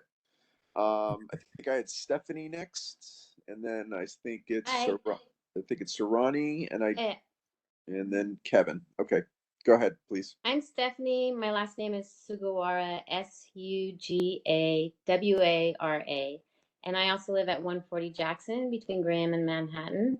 And I've been in an accident in that intersection coming home late at night at around like 11:30 at night in a taxi from a job after working all day. It was a rainy night. And when we went across the intersection, a car smashed into the tire well on the side that I was, spun the taxi, a couple times around, and we ended up catty corner from the laundromat onto the other side, facing the wrong direction. And it was raining. I slid because I wasn't wearing my seatbelt. I'm a bad girl. All the way across and hit my head on like the window. The driver wasn't wearing a seatbelt either. And I just realized where the car hit. If it was any sooner, it would have been right in the door where I was sitting. So I got the rear well and crunched up the rear well. And I didn't really stay. I mean, I probably should have stayed afterwards for the police report, but I was exhausted and I had all this equipment. So I called my boyfriend to help me carry everything across the street. But I have PTSD from, the sound, the spinning, my neck.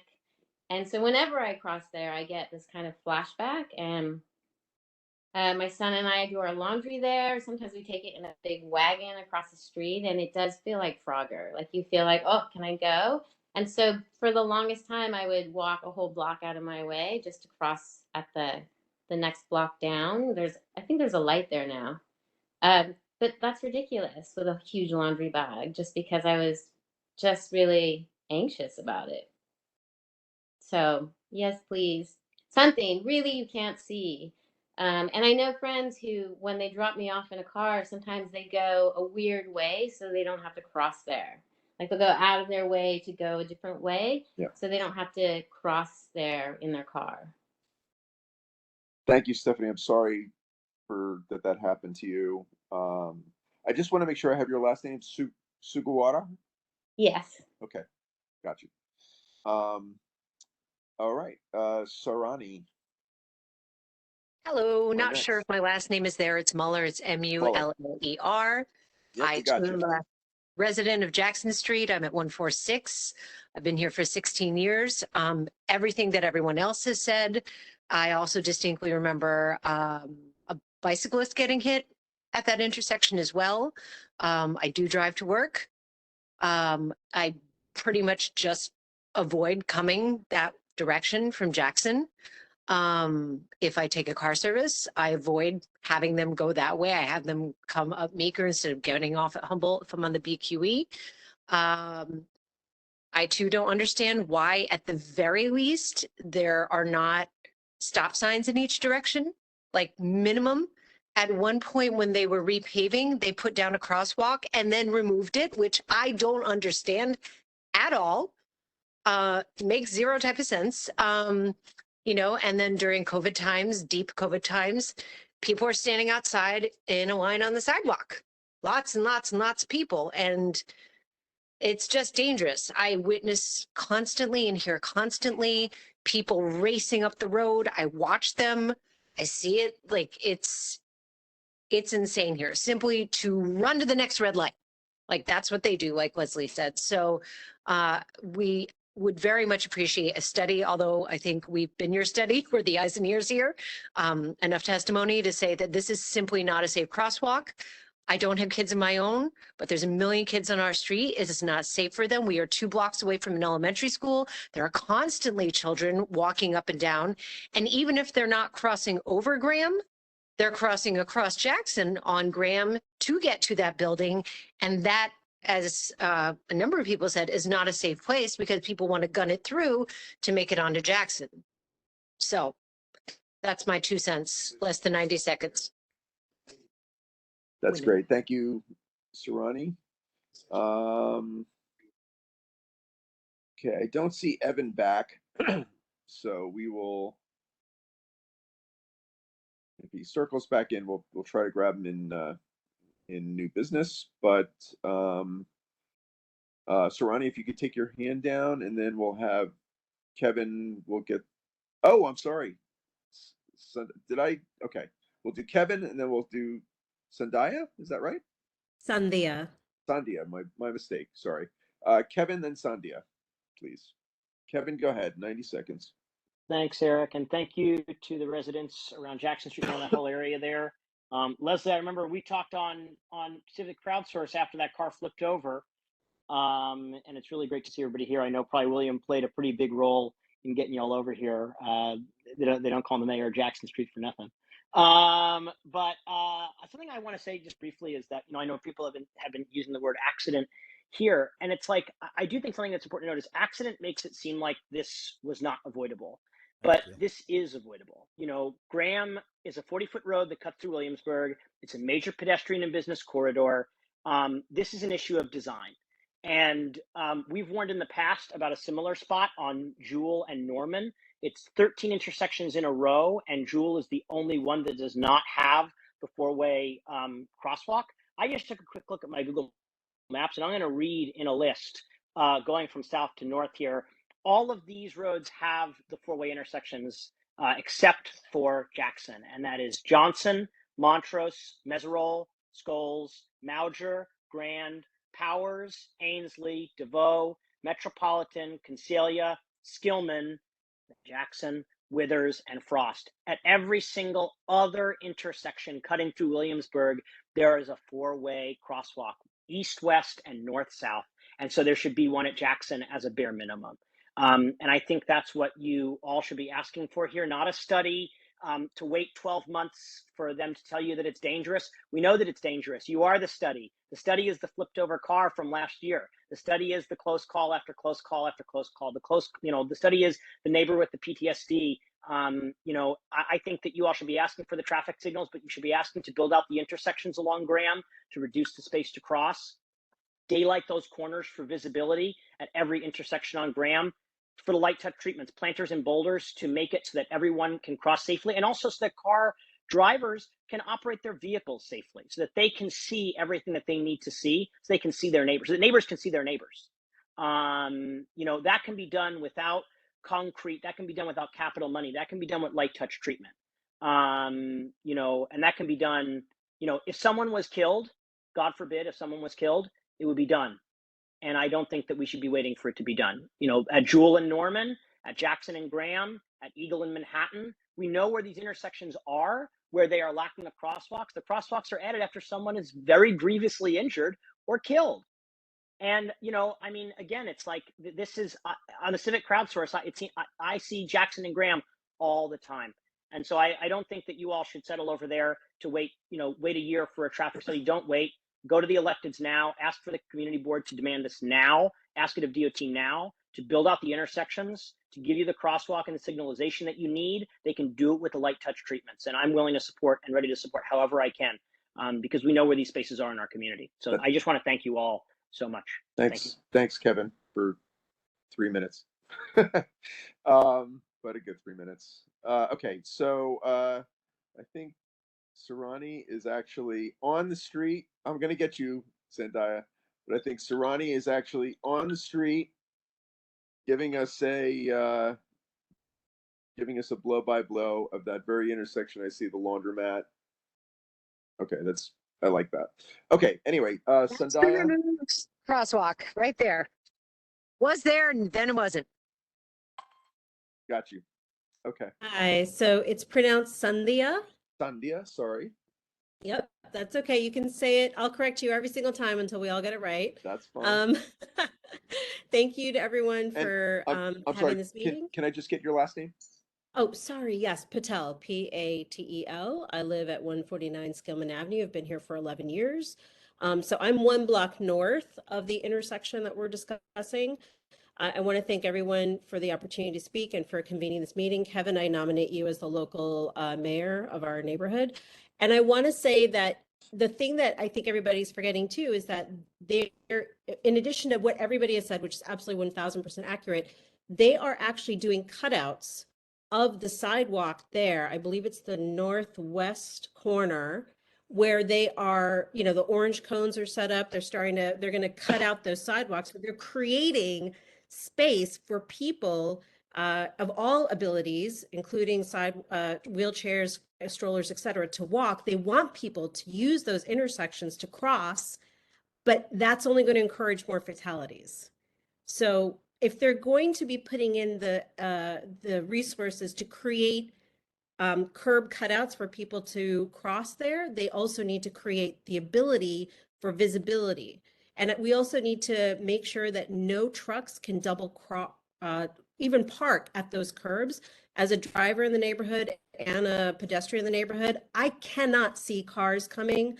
I cannot see people crossing the street unless I'm halfway into the intersection. And I have children. My son is walking his dog now by himself. I call Leslie every single time he's coming to let me know that he's made it there safely, because I am slightly freaked out that he's got to make this. And he's not crossing Graham. He's just crossing from Skillman down to Jackson and beyond.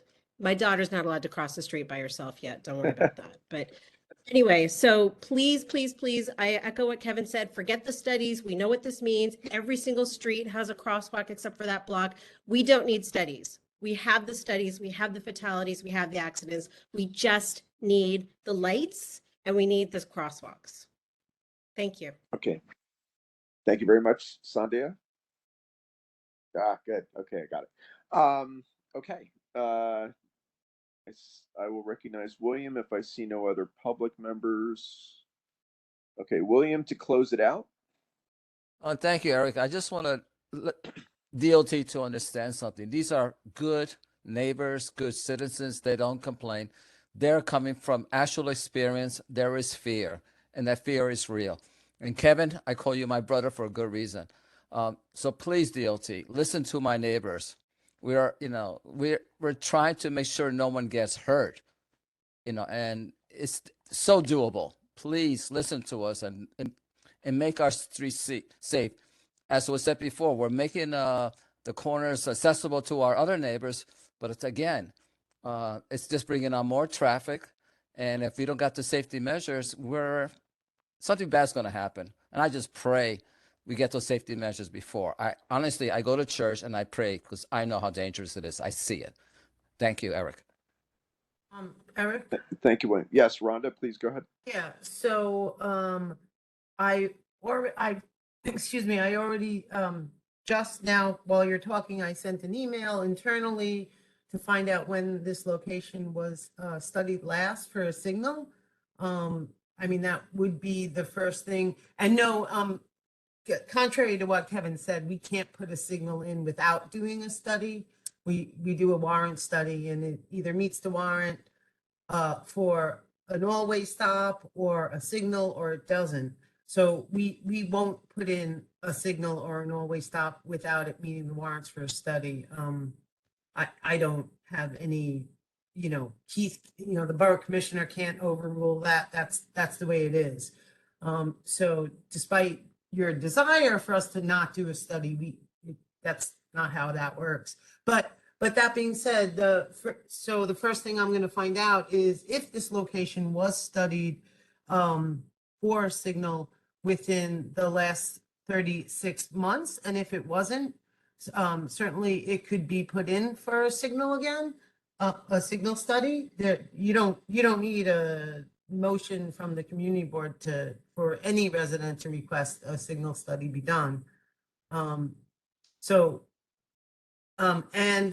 we don't typically put in a crosswalk if there's no stop control. It is possible to get a crosswalk where there's no stop control, but then it has to meet first it would have to not meet the warrants for a stop control, and then it would have to be studied to see if it was feasible to do a crosswalk without a stop control. If it doesn't meet those criteria, then we wouldn't think it's safe to encourage people to cross there. As far as the ped ramps that are being reconstructed, we're actually required by law to bring all the ped ramps at every intersection throughout the entire city up to ADA standards. So that is going on completely independent from any kind of signal studies or crosswalk implementation. And the last thing that I noted here that I wanted to respond to is at DOT, we no longer use the word accident. I mean, I guess perhaps occasionally people slip and say the word, but we call them all crashes because for the very reason that Kevin said, calling it an accident takes the blame away from anybody. And as part of Vision Zero, we've replaced that word with the word crash.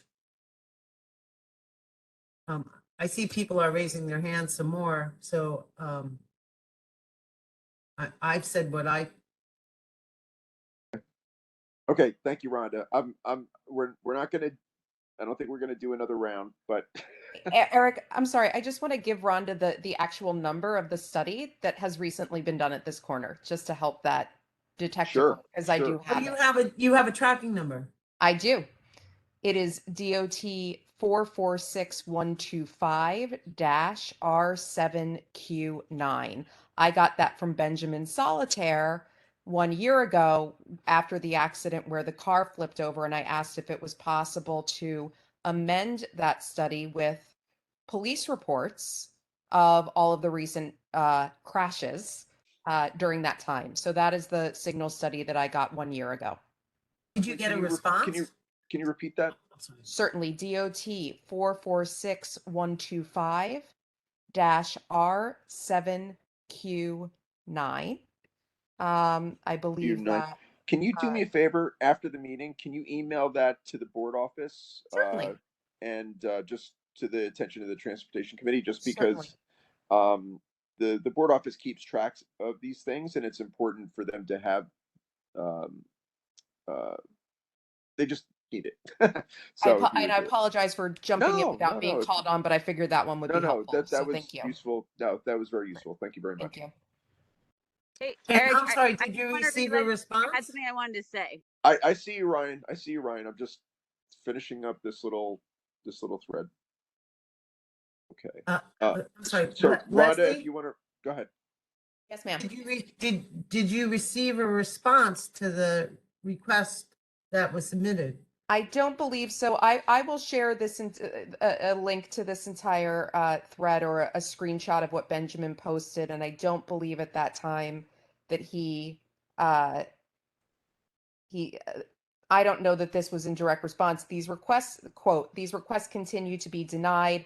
I have been emailing with DOT today and they share their criteria. Here is the criteria. One thing they said is when denials are issued, they often find other ways to modify the street, but I have rarely seen that happen. I will continue to push for more. We will continue to look for other solutions. I don't know if that specifically was around that case number being denied. That had been his experience, but I'll go ahead and email that over and share that with you.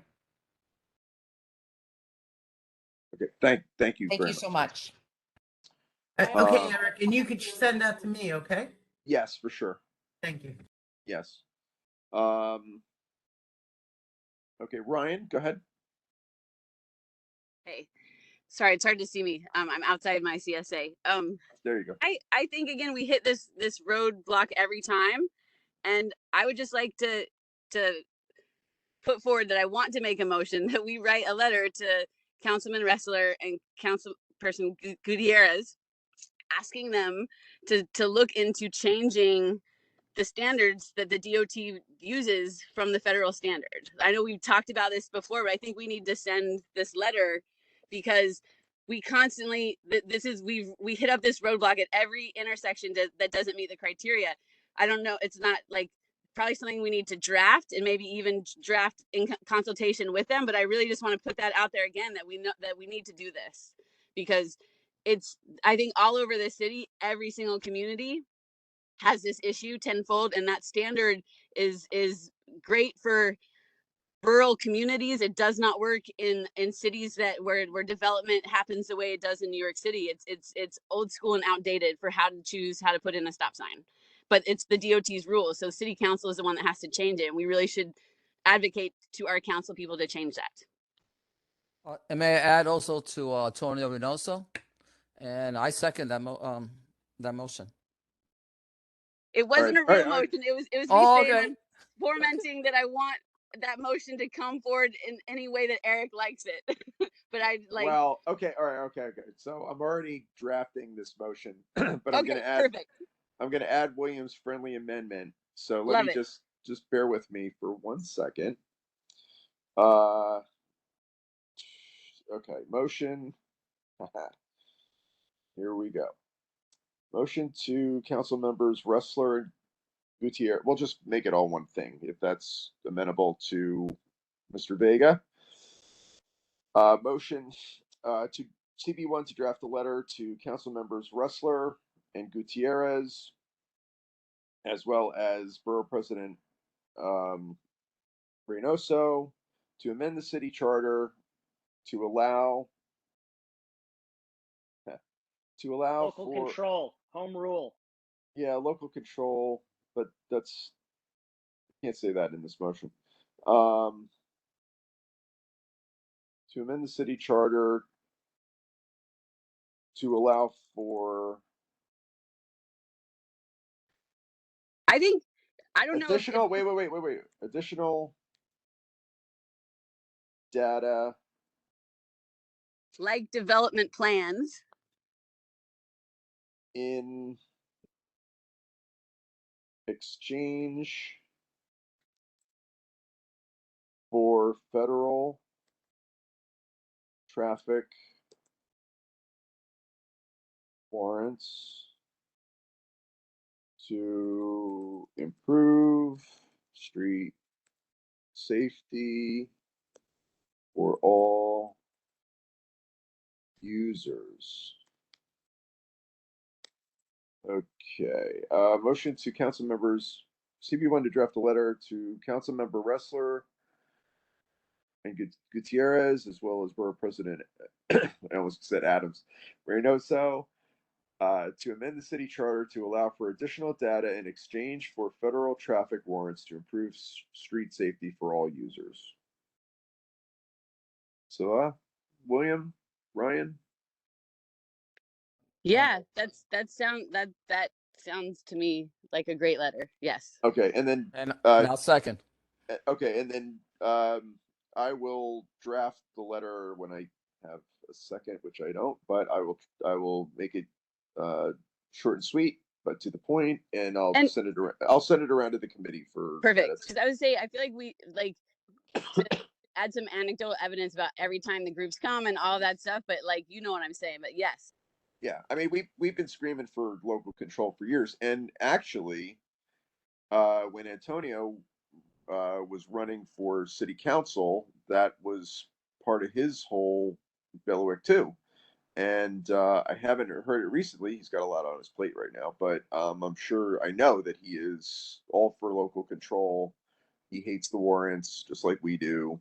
And there's got to be a better way, because, you know, there are incidents happening at intersections, and it's just not, the warrants just are just this blanket thing. And I understand why DOT uses them, but it's got to factor in other.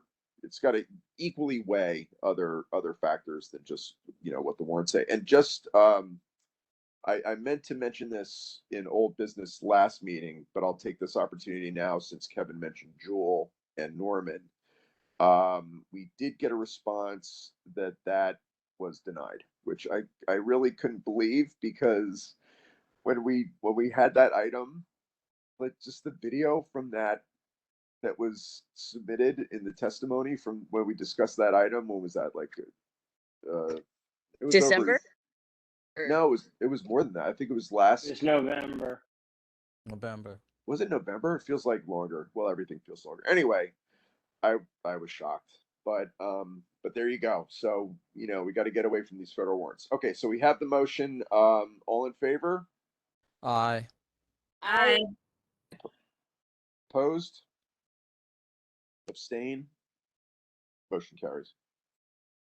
Okay, I just want to say thank you to Go our ahead, Maureen. neighbors, because the July and August the community board is shuts down, so our next combined meeting is June 7th. So thank you, so we could get this in, and again, I appreciate you all. Thank you, Eric. Okay, thanks. And while Rhonda is right on the bureaucracy and the process of, you do need the engineers do have to look at a account and do all that stuff. It does not hurt for you to, as individuals, to reach out to your council members, borough president, mayor's office. There's on the DOT portal, it's contact the borough commissioner, and you can send them an email as well. So outside of this meeting, and I do appreciate everybody for coming out. That's a really good turnout on a very serious intersection. And just to say that I've actually gone out of my way now. I will go up to Consollier and I will cross the Consollier because there is a light. So even I have like forgotten Jackson and Grant because it's too dangerous. Anyway, okay, so we've said our piece. I want to thank everyone once again. Tune in on June 7th at the full board meeting, and we'll put this up for a vote to the full board. Okay, thank you, everyone. Thank you. Sorry, we should do an action just before you guys go. We should do an action at the block. Okay, Kevin, you can work that out. You can work that out online through William. I have a few other DOT numbers too, by the way. January 21 was when they did the last study, so it's not up for a new study till January 24. Right. Okay. That's why I'm saying to take Kevin's advice and reach out to it would be Jennifer Gutierrez, who's the council member. Put this on her radar for a little nudge. Julie, let's talk, because we'll also get Julia Salazar and Emily Gallagher involved. And Yes. I have all the people's numbers, because we're all good neighbors to each other. All right. Thank you, William. Okay, we are going to move on. It is now 8:36. We have a half an hour left in our meeting, roughly. Item number 4, discussion update on transportation district needs. I apologize that I do not have anything prepared to submit this month on this item, but I think Ryan might. And then I thought Paul might also have something, but I see he dropped. Did Paul drop off? Paul dropped off, and we don't have a quorum. No, I'm Oh, here. there you are. I see you, Paul. Sorry. Okay. So I'll go Ryan and then Paul, and then people can raise their hands. Yeah, sorry, my phone is about to die and I don't have my charger. It's at 20, so I'm not turning on the video. But I just as we're going through this process, and again, when I talked to that time of Ben Solitaire was saying how important the district needs statement is in actually determining the budget, I was really shocked. And I just think that so much good information is collected at these committee meetings when members of the public testify. And I would love a way for us to, like, as an official group, like, have a process where every time someone testifies, or a group of people like tonight, where it's clear that this is a problem, that we put a pin in it and send it to, like, be put into, like, we keep a running sort of Google Doc for the district needs, so that it doesn't put pressure on us in May to suddenly come up with all the things that we've talked about in a year. We just have a running process to tag it and put it in, and this way we can insert the video testimony, and we can collect, like, all the wonderful maps that Paul made, and that all that, take that whole discussion, because we spend 40 minutes talking about this stuff, and we put a great deal of time, and I would love that to go into our district needs statement. And I just think we need to, like, start the process, and that's all. And I would love to start it with, like, what Paul presented, and even tonight, like, just somehow, like, we even just, I guess, come together and figure out, like, how to start that. I think, thanks, Ryan.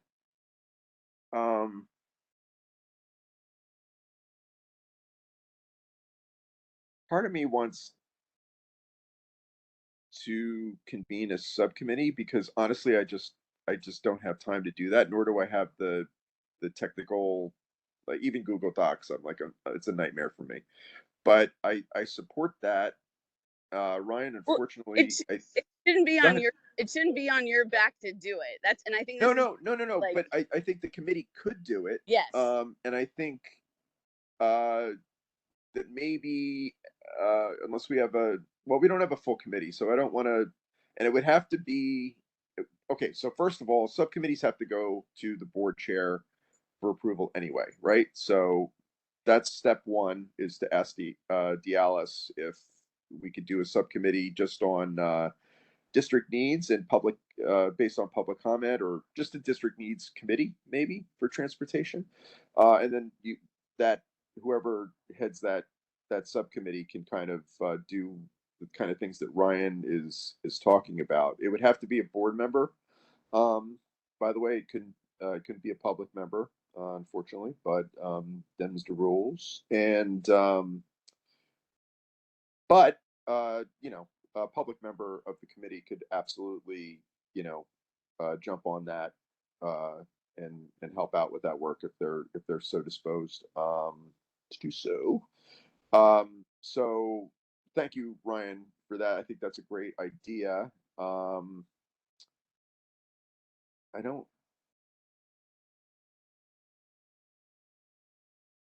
Yeah. Okay. Let's think. I'll have a conversation with or Jerry. Would the committee need to? Well, we don't have quorum, but how would that work? Would we have to take a vote as committee to recommend a subcommittee to the chair for approval for that appointment? How would that work? I think Like landmarks. you might want to have a conversation with Gina Barrows. She's been very aggressive in getting around to the different committees and just send us some bullet points on it. Okay, cool. So, Ryan, maybe you and I can share a thread, and we will include the whole committee. But Ryan, maybe you and I can share a thread, and then we'll get to Gina and see how we can work on that over the. Yeah. So I know you're leaving, but. No. I mean, my phone may die, but as long as I keep it off video, it seems okay. Right. Okay. So, I don't know if we want to, like, take that up in a discussion now with 4 members of the committee still. Oh, yeah, 4.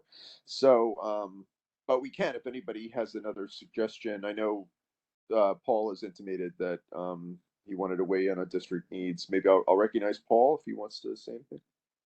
Yeah, thanks, Eric. And I apologize if my internet goes out. I'm in kind of a bad location, but to Ryan's point, I started, a Google Doc that lists out, problem areas that I've identified through the district, or that we've all identified around the district. I think it could be a starting point for a broader discussion about what we want to prioritize. I'd be happy to be on that kind of subcommittee. I don't really have anything to share right now, but I've started this list. Bronwyn has added to it, so it's something that's kind of like started to grow at this point. Okay, that's great. Thanks, Paul. Let's narrow the focus. District needs. Sorry, just taking notes as we speak. Anybody else want to talk about district needs? Have a suggestion for district needs? Go ahead, William. I just want to say it's a great idea. And thank you, Ryan. And Paul is, we partner with Friends of Cooper's Park, so he's a doer. And so, I don't have the tech skills, but please, I'll join in. Whatever I can do, you got me. Thank you. Thanks, William. Eric, because Kevin, would we be able to have a more thorough discussion on this, like earlier in the agenda and future meetings? Sure. Well, we may not at the next meeting. The next meeting is going to be a marathon meeting, but committees can meet in the summer. The board doesn't meet July and August, but we can meet. So with nothing pressing for a vote, July and August, maybe July is actually the ideal time if folks can make the time and they're not traveling or whatever. I know I'll be locked in the city for most of July. So, and maybe by then we can have the subcommittee convened, work that out with, and start working with Gina Barros on that. So thanks Kevin for that suggestion. Let's look at July for that. And it's possible that could be the only item on the July agenda. And maybe we'll try to keep it like that unless something crazy comes up. You'll probably have to be in person meetings at that time. So be it. Well, that could be that could be one of those ones where we meet in the park, or not. But yeah, we'll have to see what the directive is from the governor by then. But it's a district needs meeting. It's not one of these volatile meetings where we're packed in a room necessarily. Although that could happen. That might not be a terrible thing, but we'll look at that as going forward. But I like that idea. Thanks, Kevin. All right, so thank you. We will. I'll look at that. I'll send a thread around on this, and then we'll start talking to Gina, and we'll bring it forward in July. Anybody else on district needs? Going once, twice. Okay. Any old business? Eric, I don't know if Mr. Argento's still on the call, but he wanted to speak on one of the items. Sure. Tony?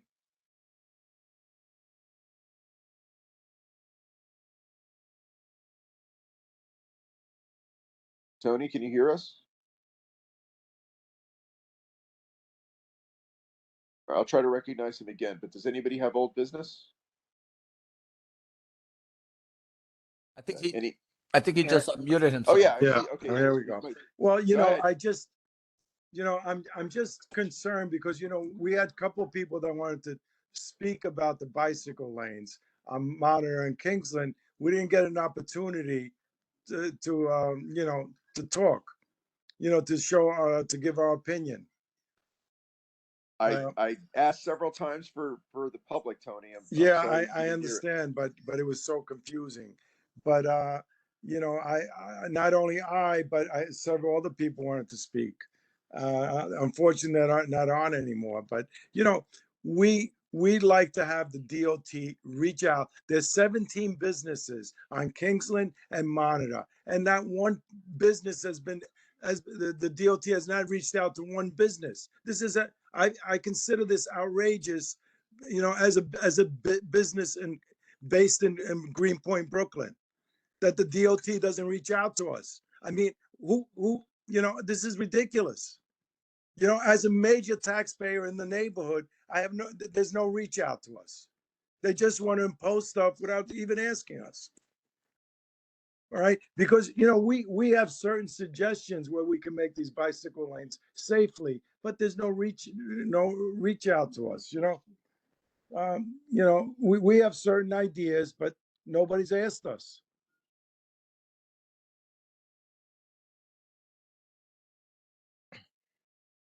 I hear you, Tony. I got your comments. And Again, for those, it's not only my business. There's 17 total businesses, 17 that have not been asked about in putting these bicycle lanes both on Kingsland and on Monitor Street.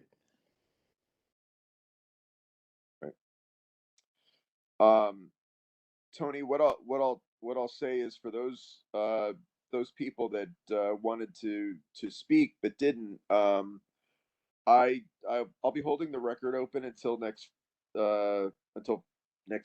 Friday. Next Thursday's better. So encourage them to draft an email with their concerns to the board office, to the committee's attention. I will make it part of the report. It'll be part of the record. DOT will get a copy of it. And that's about all I can say. But I hear you, and I've spoken to your lawyer. I know Gene and I have had a conversation about it. I know. I understand No, why. but Eric, it's not only about us. I mean, there's a bunch I of know. smaller No, I know. I'm saying businesses that's why I'm and saying if larger you're in touch with those other businesses or whatever, please get touch. DOT has no outreach to businesses. No outreach. I don't know what their job is. If they can't reach out, what the hell are they doing? I'm going to let all my elected officials know of this. I'm going to make sure tomorrow we get on with all our elected officials and let them know the kind of job the DOT is doing. Okay. Thank you so much. Yeah, thanks. Thank you, Tony. Eric. And I know Jerry is constantly after them for notice and what they're going to do to notify the public. But it's usually after something's been announced. And it'd be great for them to do it on the front end. And this goes for the both sides of all these issues.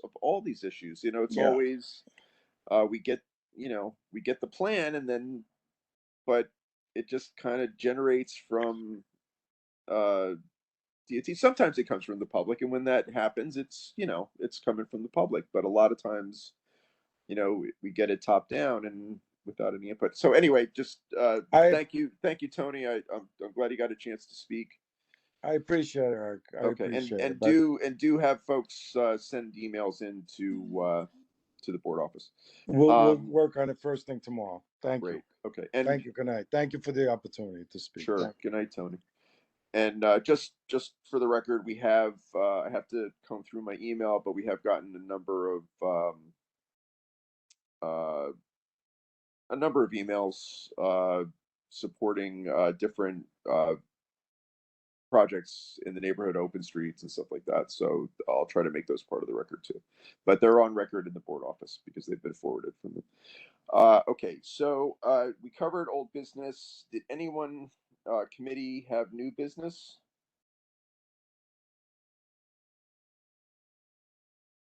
Okay, public, Kevin? Yeah, sorry, Eric, I had a question about the Norman Jewell thing, but can you elaborate a little bit on correspondence that you all have received as part of the record? It's been a few weeks, and honestly, my inbox is like ridiculous with stuff that's been forwarded from the board office. But I will make a point to find it and make it part of the report. And is it something that Jerry could elaborate on? The reason why I ask is because I know it has been a point of conversation here in the past when emails have come in to the board office that have been against many of these street safety and open space projects. And so I do think that if it's going to be mentioned here, that we should have some just a little Well, bit of clarity is. it's a DOT ruling. I'm sorry. It's the DOT ruling on the request that we made to study Jewel and Norman. No, I was talking about not about Jewel and Norman. I was asking about you said the emails that have gone to the board office. In the past, we have discussed, like in the past, it's been a major point of conversation when those emails have come in, against Meeker or against McGinnis or against, this space or that one. And so I do think if there are emails being forwarded out en masse, I just want to know what, in regards to what. No, I mean they come into the board office and then they're distributed to the committee. So because it's a transportation issue, if it's a land use issue, it gets distributed to the land use committee, et cetera, et cetera. So those are being forwarded. I'm getting them, and there's a thread of the other committee members. I can see it. It's not just coming to me. So they are being disseminated to the board. And that's in regards to which pro, con, is it a DOT? Like I got a bunch of emails this week on Jackson Graham. I've gotten gotten at least 5, I think that's right, in support of open streets following the open house that DOT did. They get forwarded around. They get forwarded to the appropriate committee if they come into the board office. Yeah, no, I'm just saying it seems like. And I can't speak to ones that I don't see that for whatever reason don't get forwarded. But as far as I understand, they all get forwarded? Listen, my inbox is like full of forwarded emails. Like, not just for the committee, but like it's a lot. So everything that comes in gets forwarded as far as I know. And if it doesn't, I don't think there's any reason except maybe an oversight. So. Right. No, the reason why I ask is just because I know that in the past, many people have said they have sent emails in favor of open streets or in favor of some of these projects, or they've signed petitions saying the same, and that those emails have not been forwarded. And so I don't know if that is oversight many times over. There's no oversight. Anything that comes in gets forwarded to the respective committee. And the reason also, why I asked Jerry is because 150 people signed the petition for Barry Open Street the other day, and so the reason why I'm asking Eric is is 150 emails in his inbox in favor of Barry Open Street, because we kept a count the other day, and I know people have been. I'm not saying that it's you. Maybe it's, of course, there's a number of people that work over there, but many people have said in the past that their emails have not been forwarded to the committee. Because they've asked members of the committee. And oftentimes those emails have been in favor of the projects. And we hear a lot about emails that are forwarded along that are against street safety projects that folks are putting a lot of work into in the community. That's why I ask. Well, my email is on record with the board office that it can be given out. So if I'm not going to give it out now because I get enough email already, but you're welcome to CC me on anything that is sent to the board. So. Well, I guess our other members of this committee, and it's a concern because I think that sometimes it's, that people are expecting that information to be disseminated. And I don't want to point fingers. Perhaps it is a mistake. But I know that that time and again, a lot of the anti-Meeker stuff was disseminated amongst the board. I know that a lot of the people speaking out about numerous plaza projects and open streets has been disseminated amongst the board. And many people have said to me that they have sent along positive things that have not been forwarded to committee members.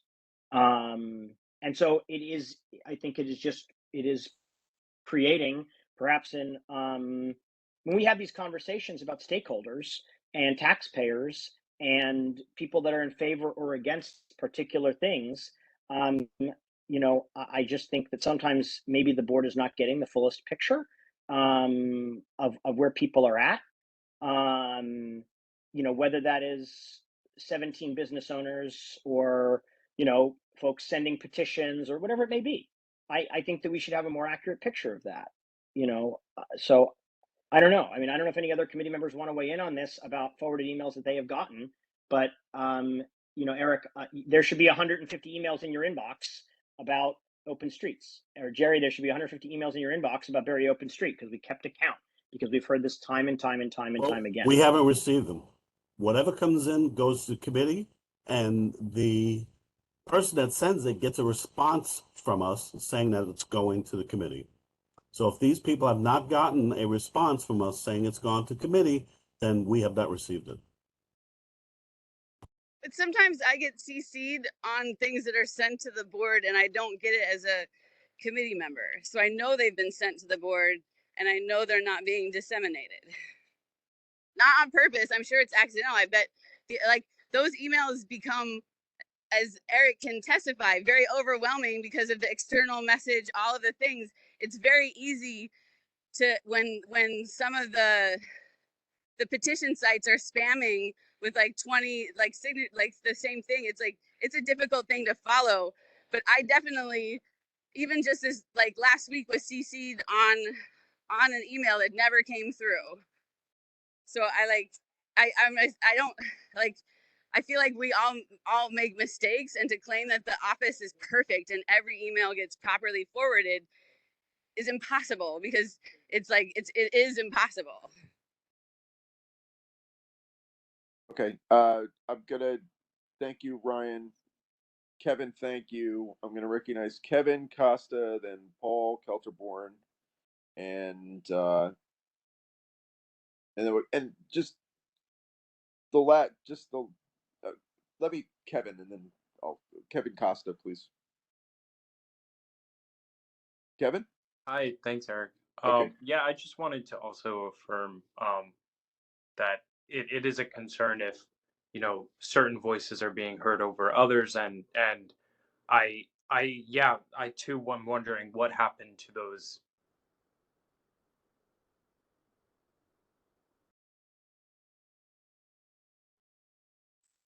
They get sent to all of the entities that are in that form letter, and yeah, I would be curious to know where they all went, and yeah, if there's an updated email, like if the email has changed, then maybe we need to know that, or if all of the emails that are the same correspondences get batched together and sent out, that maybe could be the case too. Although I haven't received any emails that are kind of pooled together, 150 people have sent this message and here's what the message was. I haven't received anything like that. I doubt that is the case, but I don't know. I'm trying to think of why those emails haven't made their way to either CB1 or the respective committee members. But it is a concern of mine.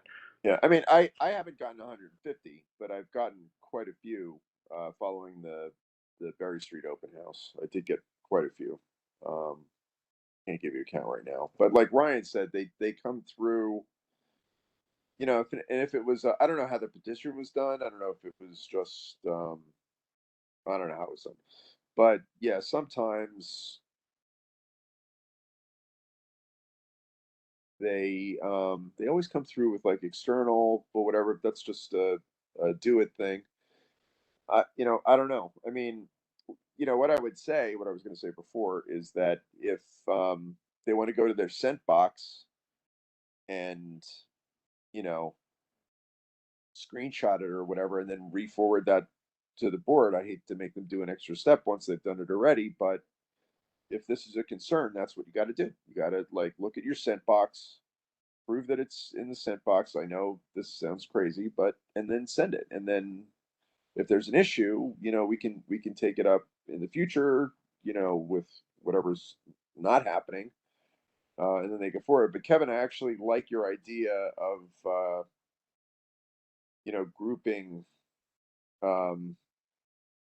emails into one. I don't know how that would happen, especially with the board office being overwhelmed right now. But we can think about that as a board, because those Meeker emails, I mean, it was incessant. It was like, but some of those emails I got personally.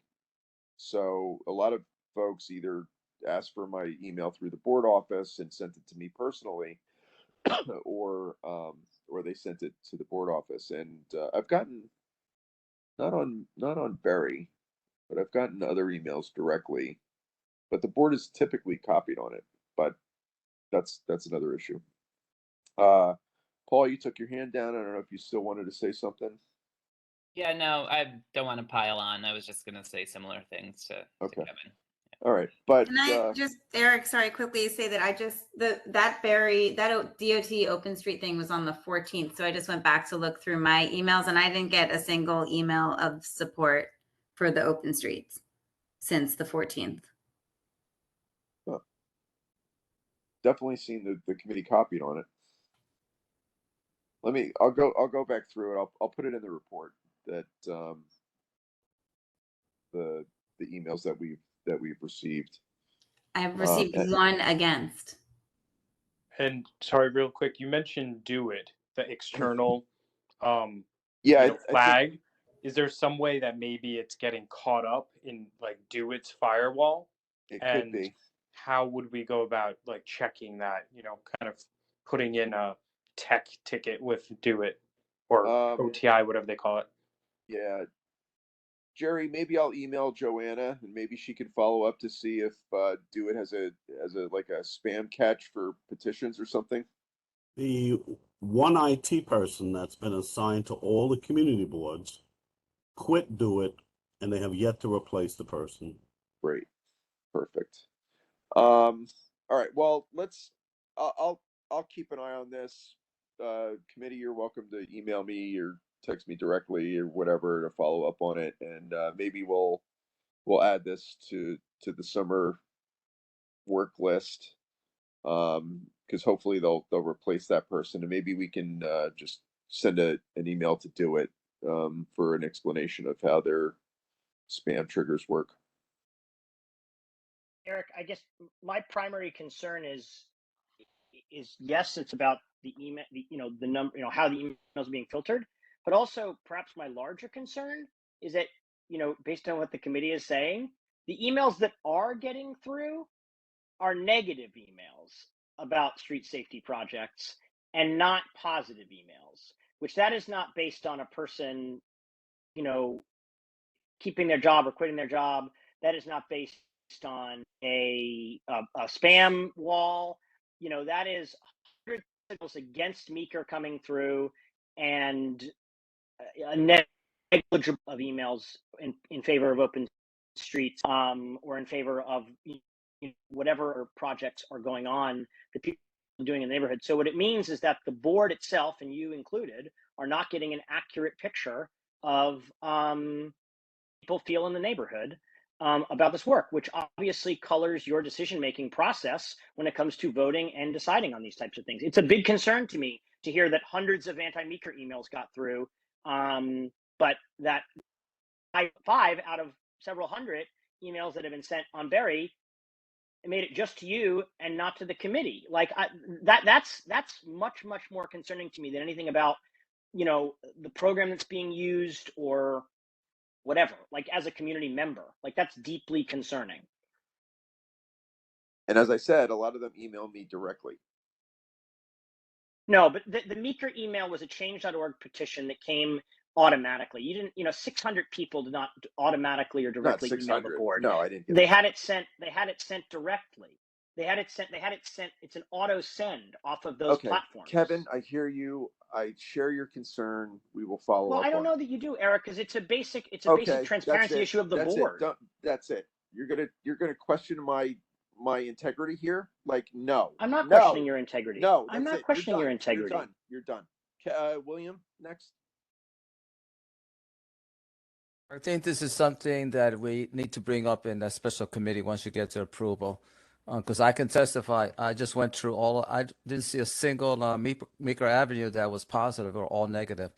But that's all I can say what I received. So I do think hopefully we have some members of our committee that are more tech savvy than I am. and I'll have this discussion. But I think we can't resolve this tonight. I think we have to, first of all of us respect each other, be calm. And if there's a problem, let's all get together and figure it out together. Thank you. Okay, thank you, William. Any other new business? Committee only? Bronwyn? Eric, I just want to ask one question not related to the previous discussion. For scheduling of the June meeting, I know I've texted you directly about this, but I know 5 days or 1 week is what's required. If it's at all possible to have that date, do you happen to know it now? I'm looking at the 27th or the 30th. It has to be after the 22nd because DOT has several presentations that can't go out until the 22nd because of staff issues. Okay. So we're looking at the 27th or the 30th. I'm leaning on the 30th only because I have an event on the 27th, but I can be available that night. So I will let you know sooner than later because it's one of those things where the agenda is kind of front loaded a little bit. And there's a lot on that June agenda. Nothing to vote on. It's all informational, but it's a lot. So anyway.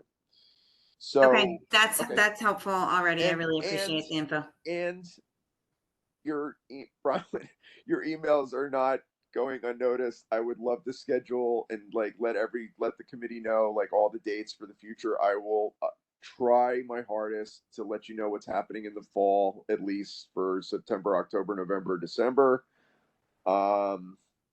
But it's just been a challenge with all the holidays and everything else happening, and now we have to figure out the in-person things. So, but thank you for keep nudging me on that. I appreciate it, and I will work on it. Yeah, I just I just want to be there, and I'm sure others do too. And then my everyone's schedule busy. is like it's so chaotic right now that it's hard for me to lock in a date. But anyway, I'll get back to you on that. Okay. Okay.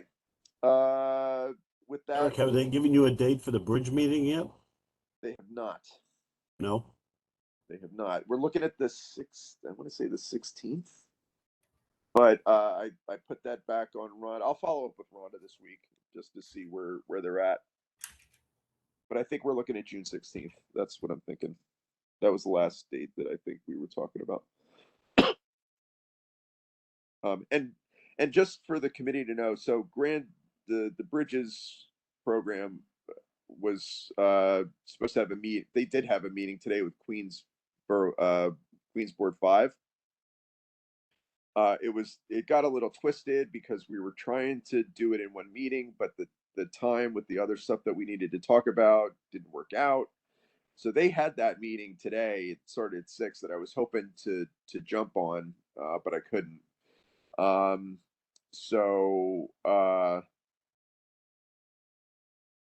But it's they're not saying what they're going to do. It's just more technical information according to Rhonda. It's more technical information on what the different bridge